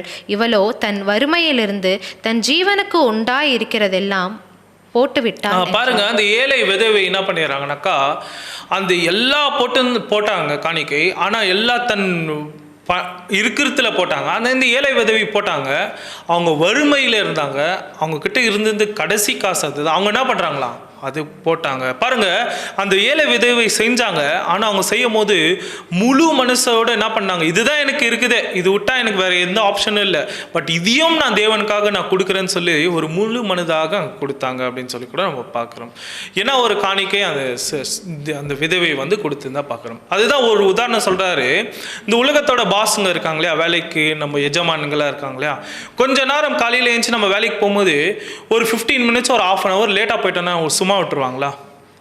இப்போ இல்லைன்னா நம்ம வேலையே வேலை செய்யலைனாக்கா அந்த எஜமான் வந்து நமக்கு சேலரி கொடுக்குவாரா அப்படின்னு சொல்லி பார்த்தாக்கா கண்டிப்பாக என்ன பண்ணுவாங்க, 1000 கேள்வி நம்மளை என்ன பண்ணுவாங்க, டார்ச்சர் பண்ணுவோம். நம்ம நேரத்தில் எப்படி போவோம்னா கரெக்டாக போயிடுவோம். 9 o'clockனாக்கா நம்ம 8:50க்கெல்லாம் நம்ம என்ன பண்ணுவோம், ஆஃபீஸில் இருக்கோம் அப்படின்னு சொல்லி பார்க்குறோம். ஏன்னா உலகத்தோட பாஸ்க்கே நம்ம அவ்வளோ கீழ்ப்படியும் போது நம்மளை படித்த தேவனுக்கு நம்ம கீழ்ப்படியலைன்னா, அவர் கொடுத்த அந்த கடாக்கள் நம்ம ரிட்டர்ன் பண்ணலனாக்கா எவ்வளோ பெரிய ஒரு கேள்விக்குறியாக நம்மளுக்கு இருக்குது அன்புக்குரிய சகோதர சகோதரிகளே. ஸோ அதுதான் அந்த ஏழை விதவை வச்சு நம்மளுக்கு கொடுக்குறாரு. அடுத்த பாயிண்ட் கூட நம்ம படிக்கலாம். 2 கொரிந்தியர் 9ஆம் அதிகாரம் 6லேருந்து 8. பின்னும் நான் சொல்லுகிறது என்னவெனில், சிறுக விதைக்கிறவன் சிறுக அறுப்பான், பெருக விதைக்கிறவன் பெருக அறுப்பான். அவனவன் விசனமாயும் அல்ல கட்டாயமாயும் அல்ல, தன் மனதில் நியமிக்கப்பட்டபடியே கொடுக்க கடவன். உற்சாகமாய் கொடுக்கிறவனிடத்தில் தேவன் பிரியமாயிருக்கிறார். மேலும் நீங்கள் எல்லாவற்றிலும் எப்பொழுதும் சம்பூர்ணமுடையவர்களாயும் சகலவித நற்கிரியைகளிலும் பெருகினவர்களாயும் இருக்கும்படியாக தேவன் உங்களிடத்தில் சகலவித கிருபைகளையும் பெருகச் செய்ய வல்லவராயிருக்கிறார். பாருங்க, இந்த வசனம் எப்படி சொல்லுதுனாக்கா, சிறுக விதிக்கிறவங்க வந்து சிறுக அறுக்குவானா, பெருசா விதிக்கிறவங்க வந்து என்ன பண்ணுவாங்க, பெருக அறுக்குவாங்க அப்படின்னு சொல்லி பார்க்குறோம். தன் வந்து நீங்கள் வந்து விசனமாக இல்லை உற்சாகமாக என்ன பண்ணனாக்கா அந்த இடத்துல வந்து தேவனுக்கு கொடுக்கக்கூடிய ஒரு காரியம். அதாவது நம்ம கொடுக்குற ஒவ்வொரு விஷயமும் நம்ம ஏதோ ஒரு மன கஷ்டத்தை வச்சு நம்ம கொடுக்கும்போது அது தேவன் கூட அக்செப்ட் பண்ணுறது. நார்மல் உலக மனுஷன்களை என்ன பண்ண, நீ கொடுத்துருக்க ஆனால் உன் முகத்தில் வந்து சந்தோஷமே இல்லையே அப்படின்னு சொல்லும் போது அதனால் சொல்கிறாருனாக்கா, உலக மனுஷனே கண்டுபிடிச்சிடறாங்கனாக்கா தேவன் பிடிக்க மாட்டாரா? அதனால நீ தேவன் கொடுக்கறது வந்து முழுமையாக முழு மனசோட, இது வந்து காசு பற்றி மட்டும் பேசுறது இல்லை, அநேக காரியங்கள் நம்ம கிட்ட இருக்கிற ஒரு சின்ன விஷயம் கூட, நம்மளோட டைம் கூட என்ன ஆகுங்க தேவனுக்கு மேட்ருன்னு சொல்லி கூட நம்ம பார்க்குறோம். அந்த ஒரு விஷயத்த கூட நீ என்ன பண்ணாக்கா முழு மனசோட தேவனோட காரியங்களை நம்ம செய்யணுமாக இருக்கு. அதுதான் 4வது பாயிண்ட் என்ன சொல்றாருனாக்கா, அவங்க மத்தியில் வந்து அநேக கடாக்கள் இருக்கு. தேவன் அநேக கடாக்கள் நம்மளுக்கு கொடுத்துருக்காரு. ஆனால் நீங்கள் தன் வேலைகளை உலக காரியங்களை நீங்கள் யூஸ் பண்ணிட்டு தேவனுக்கு நான் இவ்வளோ தான் கொடுக்குவேன்னு சொல்லும் போது அது நெசில் பிடிச்சிருந்து பூச்சி பிடிச்சிருந்தாக அங்கே இருக்குது. அதனால் நீ சுத்தமாக முழு மனதோட தேவனுக்கு அங்கே செய்யணுமாக அங்கே இருக்குது அன்புக்குரிய. இது ஒரு விஷயமாக நம்மளை எச்சரிக்கிறாரு அப்படின்னு பார்க்குறோம். 5வது சாபத்துக்குள்ளே நம்ம கடந்து போயிடலாம். எரேமியா 48ஆம் அதிகாரம் 10ஆம் வசனம். கர்த்தருடைய வேலையை அசதியாய் செய்கிறவன் சபிக்கப்பட்டவன், இரத்தம் சிந்தாதபடிக்கு தன் பட்டயத்தை அடக்கிக் கொள்ளுகிறவன் சபிக்கப்பட்டவன். பாருங்க, இந்த வசனம் எல்லாருக்குமே தெரியும். இது வந்து எல்லாருக்கும் ஒரு பரிச்சயமான வசனம். அதாவது என்ன சொல்லுவாங்கன்னாக்கா, கர்த்தருடைய வேலையை அசதியாக செய்யக்கூடாது. அநேக உதாரணங்கள் நம்ம பார்த்துருக்கோம். எறும்பு வச்சு கூட தேவன் என்ன பண்ணியிருக்காரு, நம்மளுக்கு கற்றுக் கொடுத்துருந்தாங்க கூட நம்ம பார்க்குறோம். அப்போ அசதியாக நம்ம யாருமே செய்ய மாட்டோம். ஏன்னா தேவனோட காரியம் வந்து நம்ம எப்பவுமே உற்சாகத்தோடு தான் நம்ம செய்வோம். ஆனால் இதுலேயும் நம்ம என்ன ஆகணும்னாக்கா அசதிக்குள்ளே நம்ம போகிறோமே. அது எப்படி சொல்கிறாருனாக்கா, தேவனோட ட்ரூத்தோட வேல்யூ, அதோட மகத்துவம் தெரியல. ஆனால் நம்ம விலையேற பெற்ற சத்தியம் நம்ம சொல்கிறோம், யாருக்குமே கிடைக்காத சத்தியம் நம்ம உட்கொள்கிறோம், நம்ம வாங்கிக்கிறோம். ஆனால் அதுக்காக நம்ம எத்தனை நேரத்தை நம்ம ஸ்பெண்ட் பண்ணுறோம், எவ்வளோ டைம் நம்ம இன்வெஸ்ட் பண்ணுறோம், தேவனுக்காக நம்ம எத்தனை டைம் நம்ம பைபிள் படிக்கிறோம், எத்தனை டைம் ஜெபம் பண்ணுறோம், எத்தனை டைம் நம்ம மன்னா வாசிக்கிறோம், எத்தனை டைம் தேவனுக்கு நம்ம கணக்கு கொடுக்குறோம். ஏன்னா தேவன் என்ன பண்ணுறாருன்னா கணக்கு கொடுக்கணுமா. அவரோட நியாய தீர்ப்பு நாள் என்ன பண்ணுவார், தேவன் நம்மக்கிட்ட என்ன பண்ணுவார்னாக்கா கண்டிப்பாக கணக்கு கொடுக்கணும். எல்லாம் என்ன பண்ணுறாங்கனாக்கா ஆன்லைனில் சத்தியம் வந்துச்சு. ஆன்லைனில் சத்தியம் வந்து எல்லாமே ஆன்லைன்லேயே கேட்க ஸ்டார்ட் பண்ணியிருந்தால சபை கூடுதல் போகிறது கொஞ்சம் கம்மியாயிடுச்சு. ஒரு கேள்வி, நம்ம ஆன்லைனில் சத்தியத்தை கேட்கறதுனால நம்ம ஆன்லைனில் பரலோகத்துக்கு போக முடியுமா அப்படின்னு சொல்லி பார்த்தாக்கா சத்தியமாக இல்லை. ஆன்லைனில் நம்ம என்ன பண்ண முடியாது, வெறியும் நம்ம என்ன ஆன்லைனில் கேட்கத்தான் முடியும் தவிர ராஜ்யத்துக்குள்ளே நம்ம பிரவேசிக்க முடியாது. அதுதான் என்ன சொல்லிடுறாருன்னா, ஒட்டகம் கூட அது ஊசி காதில் நுழைஞ்சிருமா, ஆனால் நீங்கள் ஐஸ்வர்யவான் பரலோக ராஜ்யத்துக்குள்ளே பிரவேசிக்கிறது ரொம்ப கூடாத காரியம். ஸ்கிப் பண்ணிடுறோம். அநேக டைமில் நம்ம என்ன பண்ணிடுறோம்னாக்கா, ஸ்டார்டிங்கில் ஒரு கூடிகை ஸ்டார்ட் ஆகுதுனாக்கா ஒரு பாட்டு, ஒரு ரீடிங்கு, ஒரு ப்ரேயரு, இது முடிச்சுட்டு அதுக்கப்புறம் இன்னொரு ப்ரேயர் இருக்கும், அதுக்கு சாங் இருக்கும், அதுக்கப்புறம் தான் சப்ஜெக்ட் ஸ்டார்ட் ஆகும். இப்போ ஆன்லைனில் எப்படி ஆகிட்டு இருக்குன்னா, டைட்டிலை பார்க்குறாங்க, எந்த சகோதரன் பார்க்குறாங்க, எல்லாமே ஸ்கிப் பண்ணிவிட்டு எங்கேருந்து சப்ஜெக்ட் ஸ்டார்ட் ஆகுதோ அதுலேருந்து போகிறாங்க. ஸோ இதெல்லாம் எதுனாக்கா நம்மளோட ஸ்கிப், அது நம்மளோட இன்ட்ரெஸ்ட் என்ன ஆகுதுனாக்கா கம்மியாகுது, தேவனோட வேல்யூ என்ன ஆகுதுனாக்கா குறையுது, தேவனுக்கு கொடுக்குற கணம் அப்படின்னு சொல்லி பார்க்குறோம். ஸோ இதெல்லாம் நம்மளுக்கு எந்த பாயிண்டில் வருதுனாக்கா அசதியாக செய்கிற ஒரு பாயிண்ட்டு அப்படின்னு சொல்லி பார்க்குறோம். இதெல்லாம் நம்மளை அறியாதையே நம்ம என்ன பண்ணுறோம்னாக்கா அசதியாக செஞ்சுட்ருக்கோம். இந்த மாதிரி பாயிண்ட்ஸில் தான் தேவன் என்ன பண்ணுறாருனாக்கா வெளியே கொண்டு வர்றாரு அப்படின்னு சொல்லி கூட நம்ம பார்க்குறோம். வாசிக்கலாம், நீதிமொழிகள் 18:9. தன் வேலையில் அசதியாய் இருப்பவன் அழிம்பனுக்கு சகோதரன். பாருங்க, வேலையில் அசதியாக இருக்கிறவங்க யாருக்கு சகோதரன்னா வீக்கட் பீப்புள் பிரதர்ஸ்ன்னு சொல்லிடுறாரு. அலிம்பனுக்கு சகோதரர் அப்படின்னு கூட சொல்கிறாரு. இன்னொரு பாயிண்ட் பாருங்கள், இந்த பாயிண்ட் வந்து நம்மளுக்கு லைட்டாக கொஞ்சம் ப்ரிக்கிங்காக இருக்கும். பாருங்கள், எரேமியா 8:7. ஆகாயத்தில் உள்ள நாரை முதலாய் தன் வேலையை அறியும் காட்டுப்புறாவும் கொக்கும் தகைவிலான் குருவியும் தங்கள் வரத்தக்க காலத்தை அறியும்.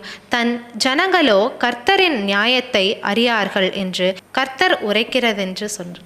பாருங்க என்ன சொல்றாருனாக்கா, ஆகாயத்தில் இருக்கிற நாரை முதலாவது, கொக்கும் தகுவிலாம் எல்லா குருவிகளும் முதலாவது என்ன பண்ணுதுனாக்கா தன் காலத்தை நேரத்தை அறியுமா. அது என்ன பண்ணனாக்கா ஒரு இடத்துல தேவன் அது எந்த ஒரு வேலையும் செய்யறதில்ல, தேவன் என்ன பண்ணுறாரு, அது உங்களுக்கு ஆகாரத்தை தராரு, அது மாத்திரமில்ல உங்களுக்கு குடிக்கிற தண்ணீர் தராரு, எல்லாம் அதோட காலம் என்ன டைமில் இது கிடைக்கும் என்ன எல்லாமே அது அறிந்து இருக்குது. அது என்ன பண்ணுதுன்னா அந்த தண்ணியை குடிச்சிட்டு தேவனுக்கு நன்றி சொல்கிறது கூட நம்ம சில பிரதர்ஸுங்க பேசி பார்த்துருக்கோம். ஸோ அதே போல் என்ன சொல்கிறாருன்னா எல்லா காலகட்டத்தையும் அறியும், ஆனால் என்னோட ஜனங்களுக்கு என்ன பண்ணுறாங்கக்கா ஒன்றுமே அறியாதே இருக்காங்க அப்படின்னு சொல்லி ரொம்ப வசனப்படுறாங்க. ஸோ அதே போல தான் நம்மளும் என்ன பண்ணனாக்கா எந்த ஒரு காரியமும் அசதியாக செய்யக்கூடாது. ஏன்னா அது கிரியேஷன்ஸ் தேவன் படித்த படிப்பில் எல்லாமே அது செஞ்சுட்டு போயிடுது. கிரியேஷன் கீழ்ப்படியாத ஒரு கிரியேஷன்னா மனுஷன் கிரியேஷன் சொல்லி நம்ம பார்க்கணும். ஸோ நம்ம தேவனுக்காக என்ன பண்ணனாக்கா அசதியாக சில காரியங்களை செய்யக்கூடாது. கடைசியாக நம்ம ஒரு வசனத்தை கூட படிக்கலாம். ரோமர் 12:11. அசதியாயிராமல் ஜாக்கிரதையாயிருங்கள், ஆவிலே அனலாயிருங்கள், கர்த்தருக்கு ஊழியம் செய்யுங்கள். பாருங்க, அசதியா இல்லாம நம்ம எப்படி இருக்கணும்னாக்கா அனலா இருக்கணும், நம்ம உற்சாகமாக இருக்கணும். தேவனோட வேலைகளை எப்படி செய்யணும்னாக்கா ஆவியில் நம்ம அனலாக இருக்கணும். அதுதான் என்ன பண்ணுறோன்னாக்கா தொடக்கத்தை பார்க்கல முடிவு எப்படி இருக்குனாக்கா ரொம்ப இம்பார்ட்டண்ட்டாக இருக்குது. தொடக்கும் போது எப்படி நம்ம ஆவியில் தொடங்கி மாம்சத்தில் முடிக்கிறோமா அப்படின்னு கூட கேள்விகள் இருக்குது. ஸோ அதனால் எப்படி இருக்கணும்னாக்கா இந்த ஒரு 5 பாயிண்ட்டை நம்ம சம்மரியாக நம்ம பார்த்துடலாம். முதலாவது வந்து என்ன சொல்கிறாருனாக்கா, நீ வந்து கற்றுக்கொண்ட சுவிசேஷத்துக்கு எப்படி இருந்தாக்கா உண்மையாக அடிப்படை சத்தியத்தில் விசுவாசம் நீ எப்படி இருந்தாக்கா ஸ்ட்ராங்காக இரு. நானாகிலும் தேவதூதரை வந்து மாற்றி சொல்லலை நம்பாதுன்னு சொல்லி அப்போஸ்தலன் பவுல் அங்கே எச்சரிக்கிறதா நம்ம பார்க்குறோம். அப்போ சுவிசேஷம் ரொம்ப இம்பார்ட்டன்டான டாக்ட்ரின்ஸில் கடைசி காலத்தில் நிறைய பேர் வந்து நம்மளை கலங்கப்படுத்துவாங்க, மாற்றிடுவாங்க. நம்ம கேட்ட சத்தியத்தில் உறுதியாக இருக்கணும் பார்க்குறோம். ரெண்டாவது வந்து நம்மளோட மாம்சம் அந்த எரிகோவை எடுத்து கட்டக்கூடாது. நீ எரிகோவை எடுத்து கட்டும் போது என்ன பண்ணனாக்கா இறந்து போயிடுவேன் அப்படின்னு சொல்லி கூட நம்ம பார்க்குறோம். மூணாவது பாயிண்ட் நம்ம பார்க்கும்போது மனுஷன் மேலே நம்பிக்கை வச்சு நம்மளுடைய இருதயம் தேவனை விட்டு விலகக்கூடாது அப்படின்னு சொல்லி பார்த்தோம். அநேக உதாரணங்களை பார்த்தோம் பழைய ஏற்பாடில் புதிய ஏற்பாடில். நம்மளுடைய இருதயமும் யார் மேலே வைக்கக்கூடாதுனாக்கா மனுஷன் மேலே நம்பிக்கை வைக்கக்கூடாது. ஏன்னா வேதாகமத்தோட சன்று வசனமே அதுதான் நம்மளுக்கு சொல்லுது அப்படின்னு சொல்லி கூட பார்க்கணும். 4வது பாயிண்ட்டு, நம்ம மந்தியில் வந்து அநேக கடாக்கள் இருக்குது.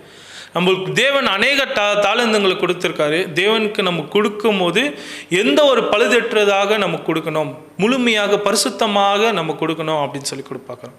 5வது, தேவனோட காரியத்தை நம்ம அசதியாக நம்ம செய்யக்கூடாது. முழு மனசோட உற்சாகத்தோட ஆவியில் அனலாக இருந்து நம்ம செய்யணும்னு சொல்லி ஒரு 5 பாடத்தை நம்ம பார்த்தோம், 5 பாயிண்ட்ஸ். ஸோ இந்த ஒரு பாடத்தை நம்ம தனிப்பட்ட ரீதியில் தியானிக்கும் போது என்னோட ஆவிக்குரிய வளர்ச்சிக்கு ரொம்ப பிரயோஜனமாக இருந்தது. ஸோ உங்களோட ஆவிக்குரிய வளர்ச்சிக்கு நம்ம பிரயோஜனமாக இருக்கும் நான் விசுவாசித்து இந்த ஒரு பாடத்தை நான் நிறைவு செய்கிறேன். பொறுமையோட கேட்ட அன்பு சகோதர சகோதரிகள், தேவன் தாமே இந்த ஒரு பாடத்தை ஆசீர்வதிப்பாராக. ஆமென்.